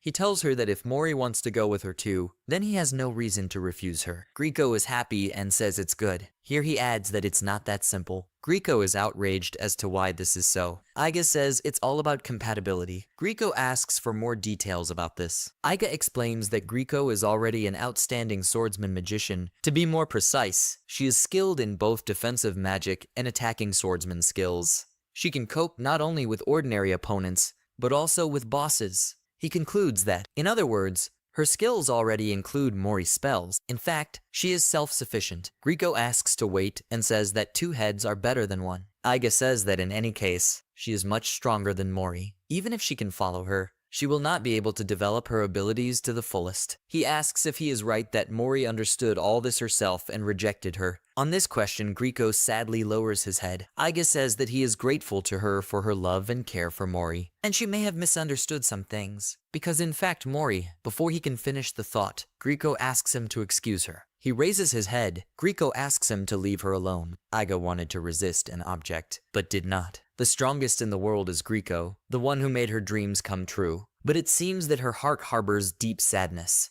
He pulls some paper out of his pocket and says that he is no better. He presses the paper to his heart and decides it's time for the festival. The festival has begun. Mory and Grio have changed into different clothes and are happily walking through the streets full of all sorts of entertainment. Aiga thinks this is the first Mory festival in these parts. No wonder she is so happy. Aiga thinks that Grio has returned to her carefree state. He wonders how she coped with everything so quickly. He did not expect her to take off her favorite armor. A meeting of elders and village heads begins at the Yoshioka temple. The elders take turns talking and praising about the destruction of animals in the western part. Someone says that his children talked a lot about it. The rest immediately agree with him. One elder asks if he has defeated them all. Aiga awkwardly says that it was difficult to track down smaller individuals. He hesitates. not knowing how to explain to them. Galshia speaks here and shouts that they should not worry, because thanks to the efforts of the townspeople, the number of animals has significantly decreased. He loudly declares that their forces are growing and growing. Do they remember that huge monkey who swept away the entire army of Augi? The crowd actively supports and says that this is all true, and that Auga even lent them his ship. Galshia whispers to Aiga that it's their turn now. Aiga listens. Here Aiga puts a magazine on the table and says that the world-famous magazine also noted this.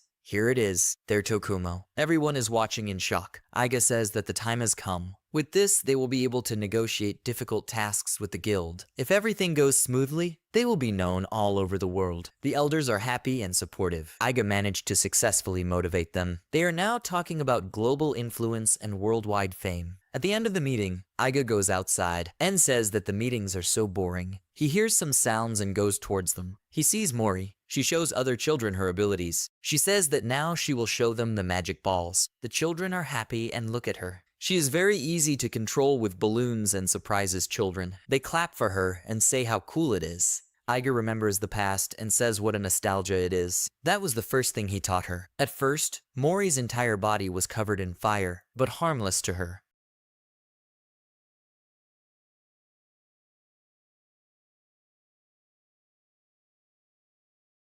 Mory had always wanted to watch Aiga's incarnations. After the ball, Mory told him that it was awesome and asked him to teach more. She studied magic every day with such zeal. He was glad to watch her grow. In those days, he spent nights studying, but he didn't teach her how to use elemental magic. When Mory was 13 or 14 years old, he no longer said that she would become a man, as when they first met. He couldn't teach her anything anymore. Mory came to him and asked if they could practice. Aiga looked at her sadly, but he could never resist this mesmerizing sincerity, so he immediately agreed. He would get up and leave his class and suggest that she learn to control magic like a pro, which Mory was very happy about. Already at the festival, Mory notices Aiga and runs to hug him. He asks what happened. She says her friends gave it to her, but she doesn't know how to make her fly. She asks if he will help her. She hands him a bamboo helicopter. He picks up the toy and says they'll see what he can do. He puts it between his hands, rubs the toy, and releases it into the sky. He says the main thing is not to miss the moment when they need to let him go. The children joyfully watch as the bamboo helicopter flies into the sky and reach for it. Aiga looks at them with a smile. He says that the right time is very important. Letting go in time,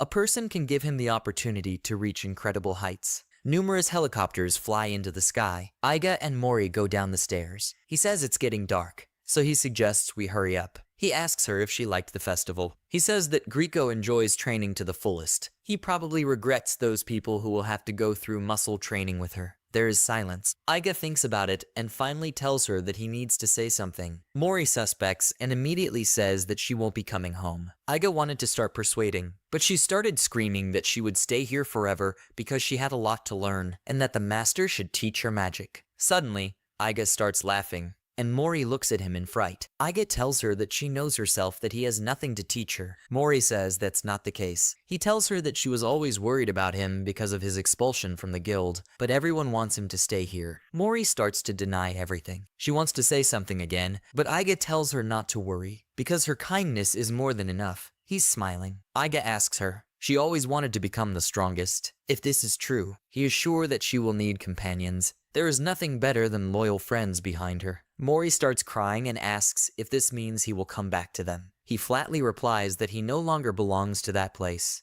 which is why he was kicked out. Aiga smiles broadly and says that he is not discouraged. Mory doesn't want to accept it. Aiga says that, as before, he is working hard. Mory is already crying. Aiga tells her not to blame herself. She starts screaming that she said it wasn't like that. Aiga stops abruptly. He sees that she is shaking all over. Tears are flowing non-stop. It's the first time he's seen such a reaction from her. He sits down closer and asks her, "Then what is the matter?" She stutters and tries to say something, that it's because she loves him. Aiga doesn't understand what she's talking about. Mory abruptly turns away all red and says that's enough. They walk by the hand to the mansion. Mory is worried that everyone will be angry because she left them in silence. Aiga thinks that's why she doesn't want to. Of course, every child is afraid of being scolded. He tells her, pointing his finger at one point, that if they sincerely apologize, then everything will be fine. He asks you to look in a certain direction. Tiana is standing at the mansion with a suitcase. Mory immediately shouts her name with great joy, but then stops and hides behind Aiga. She's doubtful. Aiga pushes her. She stands awkwardly. Tiana runs up to her and hugs her tightly. She is crying all over and apologizes to Mory for not telling her about Aiga. At this point, Mory begins to sob, asking for her forgiveness. Aiga looks at Tiana, a bitter smile on his face. He asks Igarashi if the water is warm, and she says yes. She says it's late, so let him ask Tiana to stay with them for the night. Aiga is drinking tea in the living room. Igarashi comes in and says that they have already taken a shower. He thanks her. They hear some sounds. Aiga smiles and says maybe they should too and pours tea and Igarashi. Aiga is curious. Igarashi also likes to talk and drink, just like Akira. Grio abruptly enters, announcing that she has returned. Startled, Igarashi drops the cup. Aiga wearily wishes her well. He looks at her and asks why she is sweating all over. She replies that it's a common thing to train hard at festivals. She tells him she is hungry and asks if he has anything to eat. Aiga says she will ask Galshias to cook something, so let her go to the shower. Igarashi asks him if he is sure. He does not understand and asks what is wrong. She says there are others in the bathroom right now. Suddenly they hear screams. Then Grio comes out of the shower and asks how it is, why the teenager suddenly turned into a girl. Aiga and Igarashi hide their eyes, and in the bathroom, Tiana looks at Grio in disbelief, and Mory is shy. That's how the misunderstanding from last night was resolved. Morning comes. Aiga wakes up and wishes everyone a good morning. He goes out into the living room and sees Tiana calmly sitting by the window and admiring the view. Tiana notices him and wishes him good morning. Aiga awkwardly sits down on the sofa in front of her. There is silence. Only sighs are heard. Suddenly, Aiga gets up from her seat and says that he will go make tea and that they don't have much sugar left. Then Tiana asks him to wait. They sit down to drink tea. Tiana says that she apologizes very much for this. Aiga remembers last night and tells her not to worry. Tiana suddenly says that she has already read it. This story of his travels, which was published in the adventure magazine. Aiga is surprised. She says that's right, because adventure is his passion. Aiga apologizes and says that he is really different from the typical retired veteran. Tiana says that it is, and that it is quite natural. Aiga looks away and awkwardly asks if Cross has read the article about him. Then he abruptly says that's not what he meant, not understanding why he cares so much about Cross's opinion of his achievements. Then he says out loud that in the sense that she and Cross are not easy either. He starts to say quickly that he read the news about them. These reporters, it wasn't about adventures in any way, but they still. Here Tiana interrupts him by saying that she only reads what helps her work. She puts on her glasses very seriously. Aiga sighs and says that he understood her. Suddenly, the space is filled with Grio and Mory. Tiana gets up to them and swears. Again these two. How long will they sleep like this? Tiana, with a warm smile, offers Mory to put her hair in order. Aiga stares at them. They all stand at the dock after a while. Grio hugs Mory and says he knows she's a girl, but she's so cute. Yamasaki asks Tiana for her autograph, to which she happily agrees. Aiga thinks that the shabby pier where he lived has become so crowded now. Galshias comes up to him and asks if he is sad. Aiga just smiles. Mory happily waves to him and says that they will see each other. Tiana says they're leaving now. The whole crowd says goodbye to them. Suddenly, Aiga remembers something, runs to the pier and shouts Tiana's name. The girl is surprised and blushes. She turns to him and responds with a smile, calling his name. Aiga asks her to tell Cross that he will find his own way to the holy land of Zahalbelt, so let them wait for him. Tiana turns around and sadly says that in the end, the one he cares about the most is always Cross. They return to the mansion. Galshias says that now that Grio is gone, their house is so quiet that he is already sad. Aiga asks him not to say that, because if there is too much work at the manor, he will have to hire a maid, although he can always ask Igarashi to take care of household chores. Then Galshias tells him about the hiring. He remembered something. He reports that the Aji ship is almost finished. Aiga is happy with this news.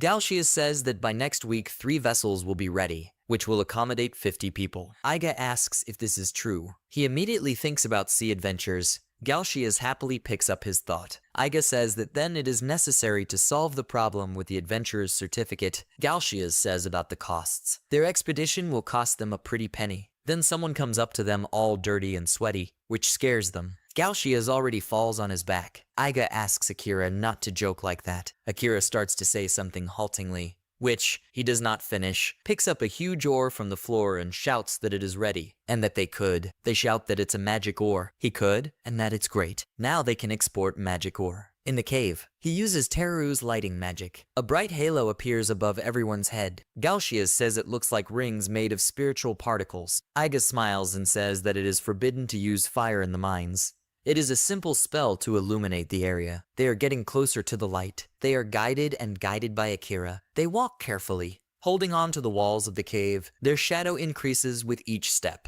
Aiga examines the area and comes to the conclusion that it looks like a small dungeon. Then Igarashi suddenly grabs him. He asks her what happened. She doesn't say anything and looks at him shyly. He asks if she wants to go to the toilet. She is surprised at first, and then answers that no, that's not it. Aiga asks if it's true, if she can bear it. Under such circumstances, it is quite difficult for a girl to go to the toilet. In any case, it is inevitable. He thinks about the problems with going to the toilet. On the way, this should also be taken care of. In his opinion, he reflects that a man just needs the nearest bush. Women are not so simple. Sometimes there is such a thing called enuresis among adventurers. However, if she is a shy girl with an excessive sense of self-esteem, she often just holds herself back. Sometimes this can cause incidents that are embarrassing for everyone to talk about. In order to avoid a repeat of this, they agreed that everyone should be honest and brave so that such incidents would not occur on the way. He reflects that Igarashi doesn't look like she was holding back. Aiga guesses and asks her if she is afraid. She sharply replies that no, she is not afraid at all. Aiga thinks he's right after all. He then thinks about Galcias, before he has time to ask how Galcias was saddled by small monsters that consist of fire. He asks the Lord for help. These are the monsters of the Uran Elemental. Aiga says that because of Shuhei's skills, he thought that all the spirits were already under control. But there was one more. Aiga shouts to Igarashi and Akira that he is going to kill him now,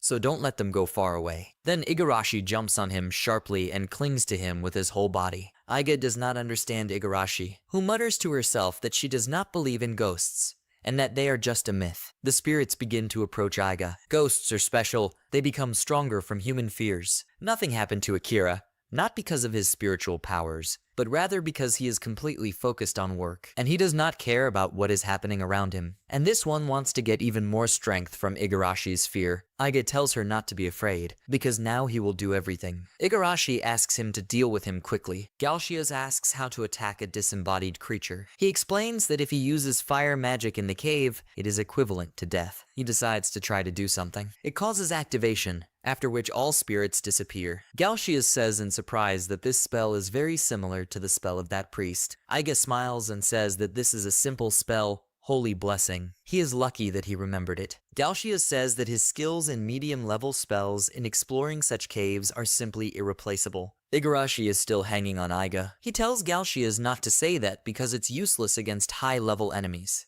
Aiga suggests moving on. Everyone listens to him. Galcias says that Shuhaya told him that when the Aiga first explored this mine, they were also afraid of spirits, and now he is so capable. After thinking about it, Aiga says that if you think of them as monsters, then it's not so scary. Galcias is left thinking that his lord is indeed an adventurer. He is glad that he has convinced himself so. They continue on their way. They finally reach their destination. Akira says that there is a magic ore in front of them. Huge crystals sparkle brightly in the light of their halos. They freeze in shock and silence, carefully examining them. Aiga says that he hopes for Akira, and he in turn takes his tools and obeys him. Akira activates the cultivator's ability and gets down to business. He digs, and then pulls out a huge magic ore. Aiga is surprised and asks when he learned this. He awkwardly replies that he does not remember himself. Not so long ago, 75 people in the Seeker team were actively raising their levels, and part of the experience gained from them was passed on to Akira, who received his mark. If they go on a journey and gain a lot of experience,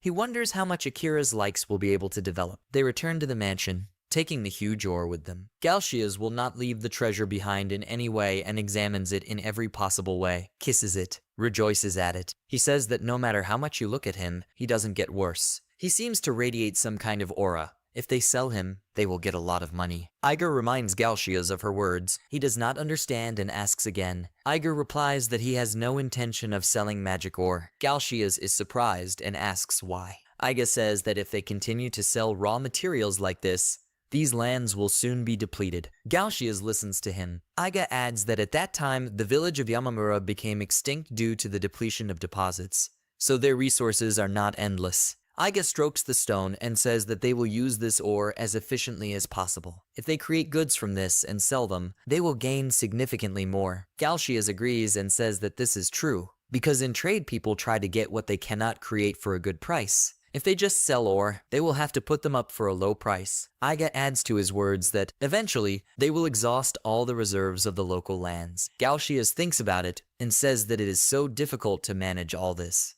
Igarashi comes to them and tells Aiga that a letter has arrived for him. He picks up the letter and wonders who it's from. The sender is the head of the Adventurers Guild. Aiga immediately says that it is from the guild. Galcias is emotionally waiting for the content too. They both shout that it has finally happened and are happy dancing together. Igarashi asks what happened. They approach her and tell her that from now on they are officially recognized by the guild. They were sent a C-rank adventurer certificate from the association. From now on, they will be adventurers of rank C. The certificate says that the name of the group is Tokuma, and the leader is Aiga Janes. In another way, the name is also Aigi Manor, which means an ordinary local unit in the feudal system. The seekers look and rejoice at this certificate. Someone says that it is so beautiful. Yamasaki, Kayoko, Eriko, Nad, Hyoji, and Chio are sitting at the table. 6 people who left the previous team gathered here. This is the first important gathering of the adventurers of the Manor Age. For some reason, Aiga is a little ashamed because of the name of their band. The girl asks him what the C rank means. He explains that this is the recruit rank. B is advanced, A is high, E's is the highest. Before assigning the E's rank, an invitation is received to the main office of adventurers in Zahalbelt, and then the corresponding quest is obtained. This remains his ultimate goal, but they are not up to it yet. He clears his throat and asks his people if anyone knows what benefits they will have from a rank certificate. Yamasaki raises his hand to indicate that he wants to answer. Aiga gives him permission. Yamasaki replies that they will look cool. Aiga says that this is absolutely wrong. He raises his hand to now and begins to answer that if they complete tasks from the guild, they will be allowed to stay in places where ranked missions are performed. Aiga says it's great, and that she's completely right. Others also tell her that it's a great job. She's happy. Aiga says that these territories are very important to them. They can be forests, dungeons, towers, ancient ruins, or habitats of valuable animals. These places are usually far from civilization because they are in secluded places, which is why Tokuma mobilizes an army of 150 people in these areas, and they are one of them. He says that everyone will lead a squad of 25 people. The 6 of them freeze in shock at first, and then rejoice. The meeting ends. Galcias says that everyone was so surprised after hearing what he heard. Aiga says that only Yamasaki was in the 7th heaven of happiness. Aiga tells him that their group is different from the original one. There are a lot more people here. Galcias says that he is right. That is why interacting with each other can be difficult. He hopes that they will succeed. Aiga smiles and says that it will definitely work, because these are his students. 1 week later, ships are delivered to them. They are happy and surprised that they are so big. A huge wooden vessel, Abukuma, sails to them. Lord Aiga comes up to them and tells Aiga that he seems agitated. He wishes the young master success and a safe journey. Aiga shakes his hand and says that he is extremely grateful to him. He will use these 3 ships carefully. That lord tells him not to worry, because they were created conscientiously. Aiga thinks to himself that he is always so circumspect, besides being friendly and full of enthusiasm. Lord Aiga says that apparently, Lord Aiga is not very experienced in the maritime craft, so he can just leave everything to his subordinates. He introduces a certain Yoshitaru. The guy bows and greets Aiga. He says he is grateful for the help he has provided. Aiga recalls the incident with the boss. Lord Aiga says that he would like to send with him the leader of the samurai Yoshitaru gang and 3 more assistants to provide support, and he will also provide him with a group of experienced sailors. Aiga awkwardly asks if everything is in order, because to mobilize both the leader of the samurai and the sailors personally for Aiga, the lord says that it all goes without saying. Aiga is eager to fight himself, and the residents are extremely interested in the results of his expedition. The lord also says that, of course, it is not appropriate for a samurai to constantly provide all the work to Mr. Ige. He hopes that he will be able to hone their skills and develop their skills. He is very counting on him. Now everything is clear to Aiga. As expected, Mr. Aiga has ambitions similar to that metropolitan official. He decides that, despite all that has been said and not said, they should trust him. He says he wants to use his ships and crew. People say goodbye to them, wishing that they return unharmed and asking them to be careful. They unload everything, lower the sail. Yoshitoru tells Aiga that all 150 people are on board and that everything is ready. Aiga shouts that it's great and gives everyone the order that they sail. Their small fleet had sailed, and they were gradually approaching Kamelt. These are lands with a huge number of trees and forests. They abound with various ancient towers and dungeons for investigations. In addition, there are various towns and cities where you can replenish supplies, an ideal place for adventurers, in his opinion. Aiga remembers that the last time he was here with someone, they were very poor then, so now there is no problem with that. He reflects that it is necessary to properly allocate finances for this trip. Suddenly someone knocks. He gets up and lets me in.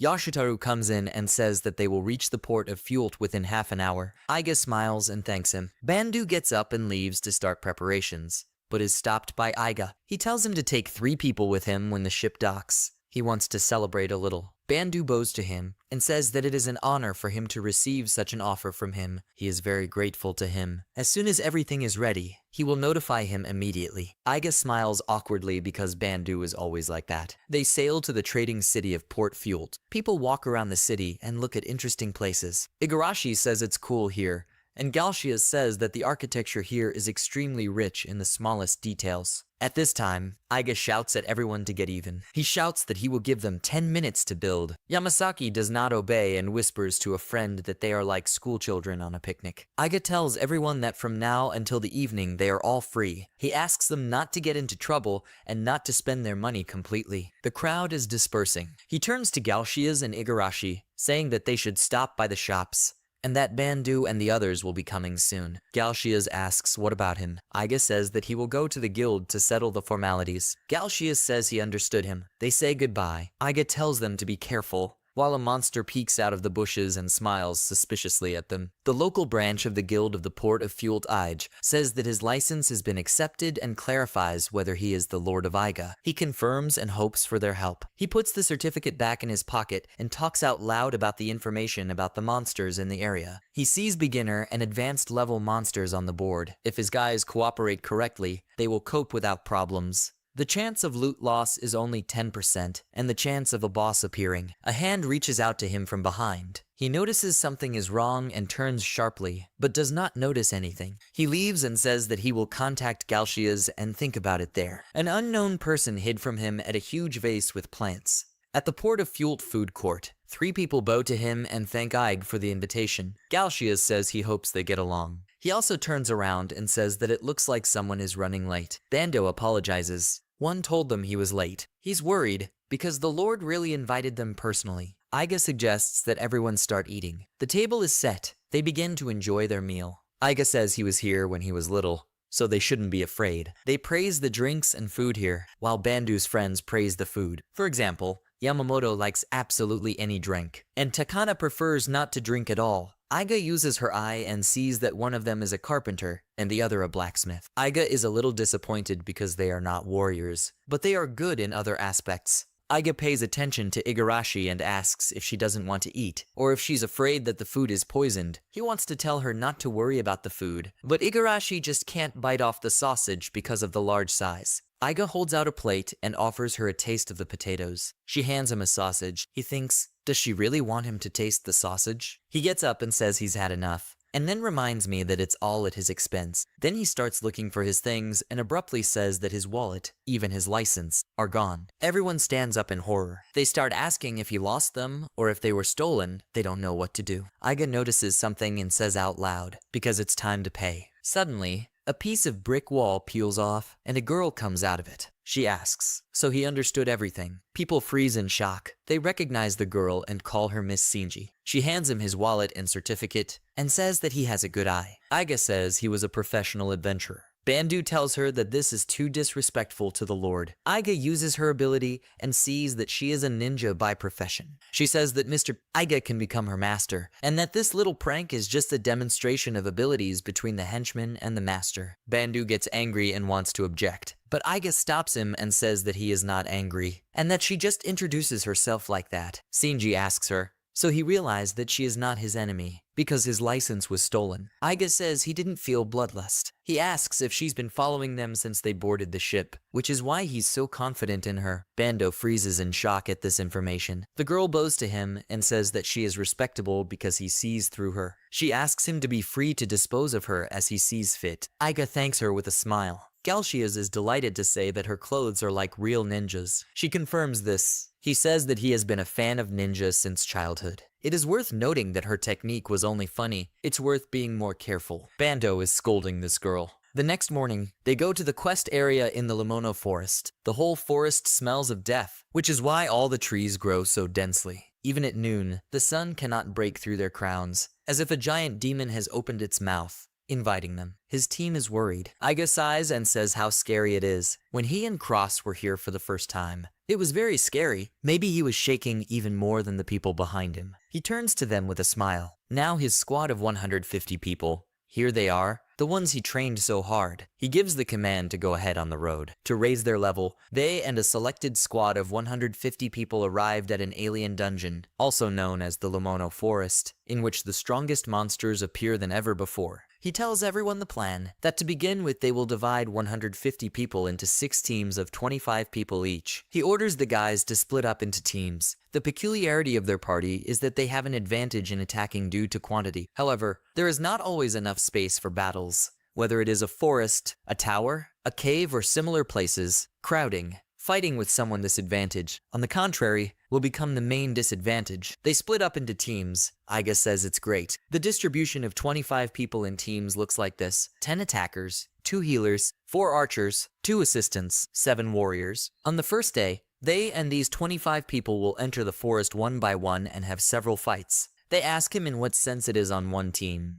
They thought it would be something like 6 teams fighting at the same time. Aiga says that it will be tomorrow. And today he wants to look at their fight to see if they can actually land in a real fight as a team or not. He orders the first team to come forward. He orders the rest to wait their turn. Aiga reflects that, in truth, this is not all. There is a good reason why they should fight one group at a time. When the fights end today, they will find out about it. They go into the depths. Aiga asks now to shine a little light. She obeys and calls for a weak tellurium. Now everyone can see, as glowing halos appeared above their heads. Aiga says that if it gets too bright, the enemy can detect them. If possible, he wants to start the search from here first. Aiga tells now to apply the following search. She obeys and calls on her power to hide the darkness and reflect the light. Threads of light pass through the trees, which becomes light. She can see the footprints. She says that she saw them, they were orcs. There were 4 of them, and they were here. Someone from the team gets scared and starts screaming out of fear. Aiga tells him to be quiet and not scream. Otherwise, they will easily detect them. He offers to strike them first. The uniqueness of Team lies in the fact that they have an ace up their sleeve, the support magic used by the Now in the form of using search. Having discovered the location of the enemy before him, they can turn the tide of battle in their favor. Then an old man comes out and says that since this is the case, he just needs his eagle attacking power. Aiga blocks him and tells him to stand and not use magic yet, because first they will use a bow to weaken the enemy. Aiga gives the command to everyone to shoot. Everyone shoots arrows at the orcs. Someone gets an arrow right in the eye. 4 archers from the team are also beginners, so their skills are not good enough. With the magic of Now support, the frequency of hits increases, so it really inspires confidence. Next, Aiga gives the order to attack attacking magicians. They release fire from their palms, which hits the monsters and burns them. Aiga shouts at the swordsman to finish them off. Everyone listens to him and does what he says. The orcs are dying one by one. People are happy and says that they finally crushed them. Another says that they coped. They were able to break them. They hug each other and Aiga praises that they have all surpassed themselves. It's hard to believe that yesterday they were carrying a hoe and a fishing net. 10 pieces of silver arrows fell from the monsters. He tells the others to look. He says how lucky they are with the dropped items. Monsters can absorb objects created by humans, and after defeating such monsters, they drop out of them. That's why boss monsters tend to drop higher quality items. After that, Tima took part in battles several more times. Some of them used up all their magic power, so they decided to return. As a result, they got arrows, a gold bracelet, and titanium fittings from the items. Aiga reflects that these drop things are really good. It looks like something that will bring him profit. He gives the order to the second team to move towards the forest. The attacking swordsman Eriko easily copes with monsters. The others sit and clap for her. Aiga thinks that, as expected, Eriko's combat capability is at its best after Chio. She is shy and asks him to stop staring like that. Team A and Team B are made up the same way. No one is able to use the search that the now can use. Therefore, at the moment of the enemy's attack, a squad of attacking swordsmen will constantly fight with them, while attacking mages with archers and support mages with healers will cover the rear. This is the meaning of the orthodox fighting style. As a result, this is the most unchangeable way of fighting. This time, the objects that fell out were a copper lamp and 50 pieces of nails. Aiga thinks it's time for the team to move to a new level. He looks at how everyone is happy and comes to the conclusion that Erika exudes the atmosphere of a mother, which can increase the strength of the team. It can also be useful for raising the team's spirit, despite the fact that there are no fatal wounds. With the help of Kyoko's skills, they were able to defeat him. Constant training will help the group become stronger. Aiga tells Kyoko to move out with the group. He wonders how many more battles are left. She obeys and lands on him. Aiga abruptly closes her eyes because Kyoko's skirt opens when she falls. He asks her if she's not wearing anything. She does not understand and asks what she is not wearing. He screams that he is talking about panties. Is she not wearing them? She does not understand what she is talking about at all. Aiga says it's very bad, since she only wears clothes to hide her places. She only wears a skirt. Apparently, this is the culture of the elders. She does not wear anything under her outerwear. There is a sniper Hyoji in Group D. This is a group of shooters. Hyoji is an experienced hunter. He was able to rally his wards. His fighting style is similar to Kyoko's. With such a leader, their army will become more flexible. Aiga thinks about it and realizes that all 4 groups have finished all the preparations. There are only 2 groups left. The next group will be Yamasaki. His team is outraged. Since when did she become a leader? Yamasaki tells him that it has been since birth. They object and say that they cannot accept him as the leader of the group. Yamasaki says that the master has already made a decision, so he just needs to accept it. There is no one outstanding in Group E, which is why he became the leader. On the other hand, he gathered physically prepared people. He wonders if this will play into their hands. Yamasaki announces to everyone and asks them to listen, because their leader has come up with a plan. He tries to explain to everyone, but they are unhappy with his plan because they think they would have come up with something better. They're angry because he just wants to stand out. Yamasaki says that there is nothing wrong with this, because the leader is allowed to do everything. What's wrong with that? He replies that this is exactly why they do not want him to be a leader. Aiga stands wearily and watches as suddenly a man runs behind and announces that the enemy is already attacking. Everyone immediately breaks away from the argument and angrily kills the monsters. Yamasaki tells everyone to forget because they don't need any plan. He suggests they just get it over with. Aiga stands quite still and thinks that they are strong after all. The last group, but not the most important, is led by Chio. The composition of the group is almost the same as the others, but especially for Chio.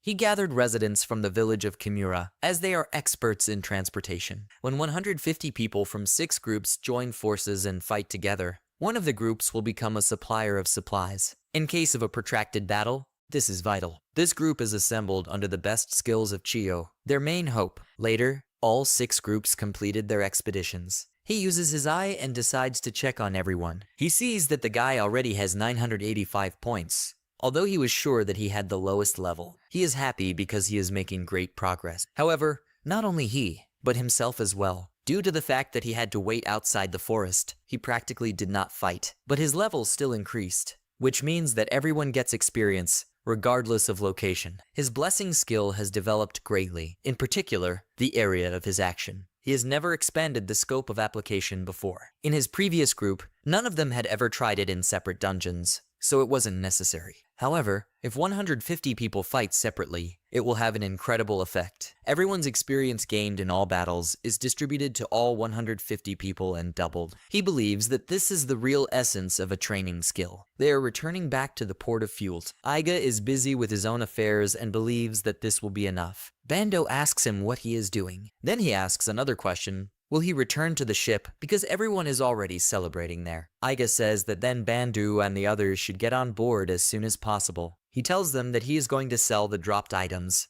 Bando then asks him to let him join him. Aiga says that it's not worth doing, that he can handle it himself. He says that there is a store that he used to go to, but after certain circumstances he did not appear there. In a certain workshop, a woman is working hard on a sword. Her hands are in thick gloves. One holds the material tightly. The other hand hits with great power and forms the sword itself. Aiga opens her wallet in hope and is disappointed because there is not a penny there. He closes the wallet with a clap. He received 22 million after he left the previous party. After all the expenses, this amount decreased to 55,000. He digs around and wonders if he has anything left in his pocket at all. Because of this, they won't be able to continue pumping them, so he came here. He needs to sell the trophies they got from the last monster raid. There is a store here that he has known for a very long time. It is not on the main street, but in an alley, but it is a very good store. He drags a cart with objects behind him. He comes to a shop where there is a nameplate, the Forge of Lantes. 5 years ago,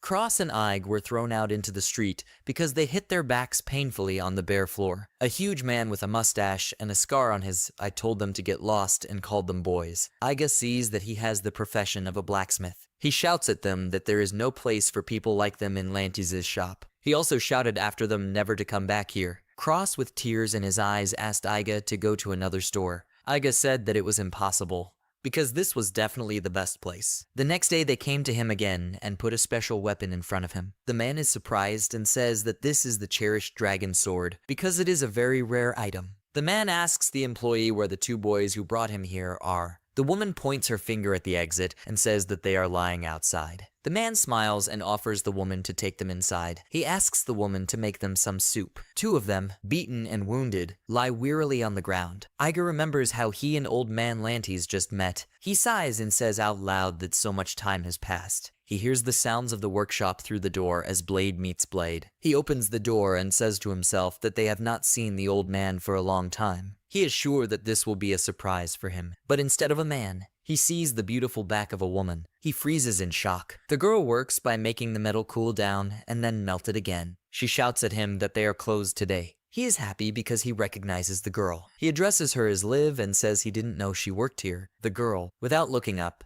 asks who he is, because he is behaving too friendly. She looks up and recognizes him at the first glance. She gets up, walks up to him, and they greet each other, touching fists. She says that Aiga is the guy with the stupid face, and then clarifies his name. Aiga laughs nervously and says that he will kill her for it as a joke. Liv says that they haven't seen each other for a long time. He has known Liv for a long time, because she is the only daughter of Lantes. She asks how he got here, if he's alone or with Cross. Aiga awkwardly scratches his head and says that he arrived yesterday. Then he adds that he no longer works with Cross. Liv gets upset. Aiga asks if she didn't know, because now Cross is an important figure among all the guilds. The girl says she doesn't know much about the outside world. Aiga says that Cross is in 8th place in the ranking. Liv laughs and says with a grin, if Cross turned out to be so strong, then what about him, who trained Cross? She assumes that he must be even cooler. Then Aiga realizes that he made a good impression on Liv at that time. He explains in a panic that it's not that important. He asks where Lantes is, because he hasn't seen him for a long time. The girl gets uneasy. She says that he hasn't heard about it. Aiga doesn't understand. Liv says her father passed away at the end of last year. He sees a framed photograph that stands high on a shelf. His face is filled with bitterness. Liv says that he suddenly fell ill, but fortunately died quickly. Aiga says it's impossible. Liv leaves, saying she's going to make tea. She tells him everything and says that now she is in charge of the workshop. Aiga says that this is quite unexpected.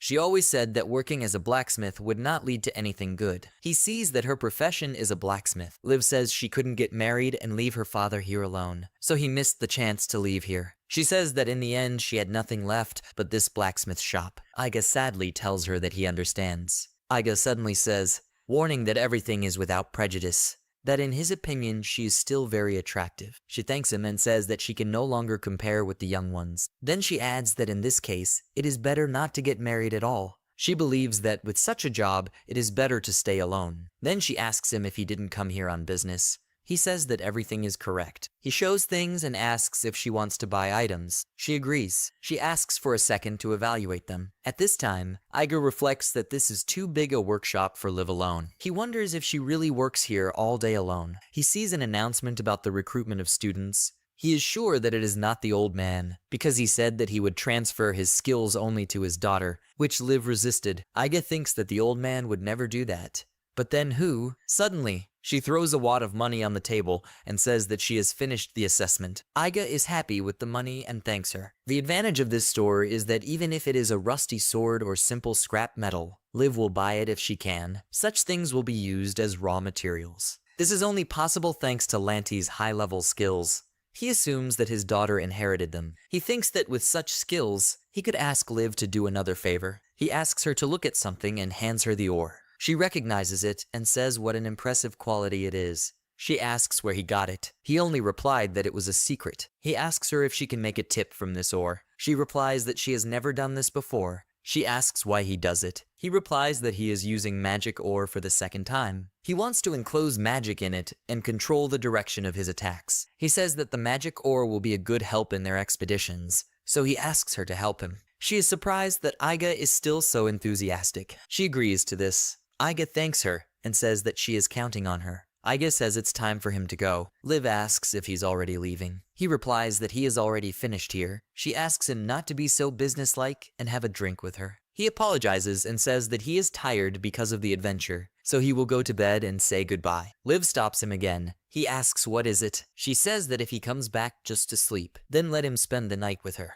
Aiga says that everything is fine, and that his boat is not far away. He can go there. Liv asks him not to talk like that, her eyes filling with tears. Liv asks, grabbing his hands, is it really difficult for him to do this? He gets scared. Liv calms down and asks him to forget about it, asking for forgiveness. He thinks that Liv has been single for a long time, and now she has finally found a friend with whom she can feel at ease. He also thinks about the sign that he should have noticed how lonely Liv is. She went to great lengths to keep him, her friend. He realizes that he was stupid and reflects. He was tired, but it was so easy to leave after he was done with the case. He tells her out loud that he is expected, so he cannot stay. Liv repeats, she already told him to forget about it. He puts his hand on her shoulder and says they should have a drink together. They can talk about old times. Remember the old man? She agrees. That's how they spend the evening. He puts her to bed and leaves again with the cart. He approaches the ship and sees Igarashi. He asks how everything went with her. She replies that she converted Far Eastern money into local currency. Now they have 275,000. He says that he has 55,000 on hand, plus 275,000 and 220,000 from the sale of items, which results in 550,000. He is happy and says that after everything they spent today in the fight, with this amount, they will be able to replenish their stocks of arrows, ammunition, replace broken equipment, and much more other things. He says that then tomorrow they should receive more funds from collecting items. Now they need to provide themselves financially all the time. Igarashi starts to say something, that the fact is that they hear a sound. Aiga asks whose voice it is. He sees all his people having fun with booze and doesn't understand what it is. Igarashi says that he himself said that he would buy for everyone after their first battle. He thinks to himself that he only wanted one mug for each, not a barrel. Then Bando comes up and says that he admires his generosity. He says that this is the best way to maintain the morale of his fighters, as expected from Lord Aiga. Shinji suddenly appears behind him, tensing up. She says his generosity is greatly appreciated. But is he sure about the money? A lot of it was spent on this expedition. Aiga is angry, but does not want to reveal her weaknesses to the people from Algi. He wants to continue to trust Algi in matters related to the courts, so it is necessary to get them to trust him. Jiga says that everything is fine, because he is a lord and is not so poor as to skimp on money. Suddenly, with a laugh, Shinji bows to him and asks for forgiveness. She hands him a card and asks him to accept it without hesitation. He asks what it is. She says it's a receipt from a beverage store. Bandu and his men, including Sanji, leave Aiga, asking him to forgive them. Against his background, people are still having fun at full strength. He opens it and sees that it says on the receipt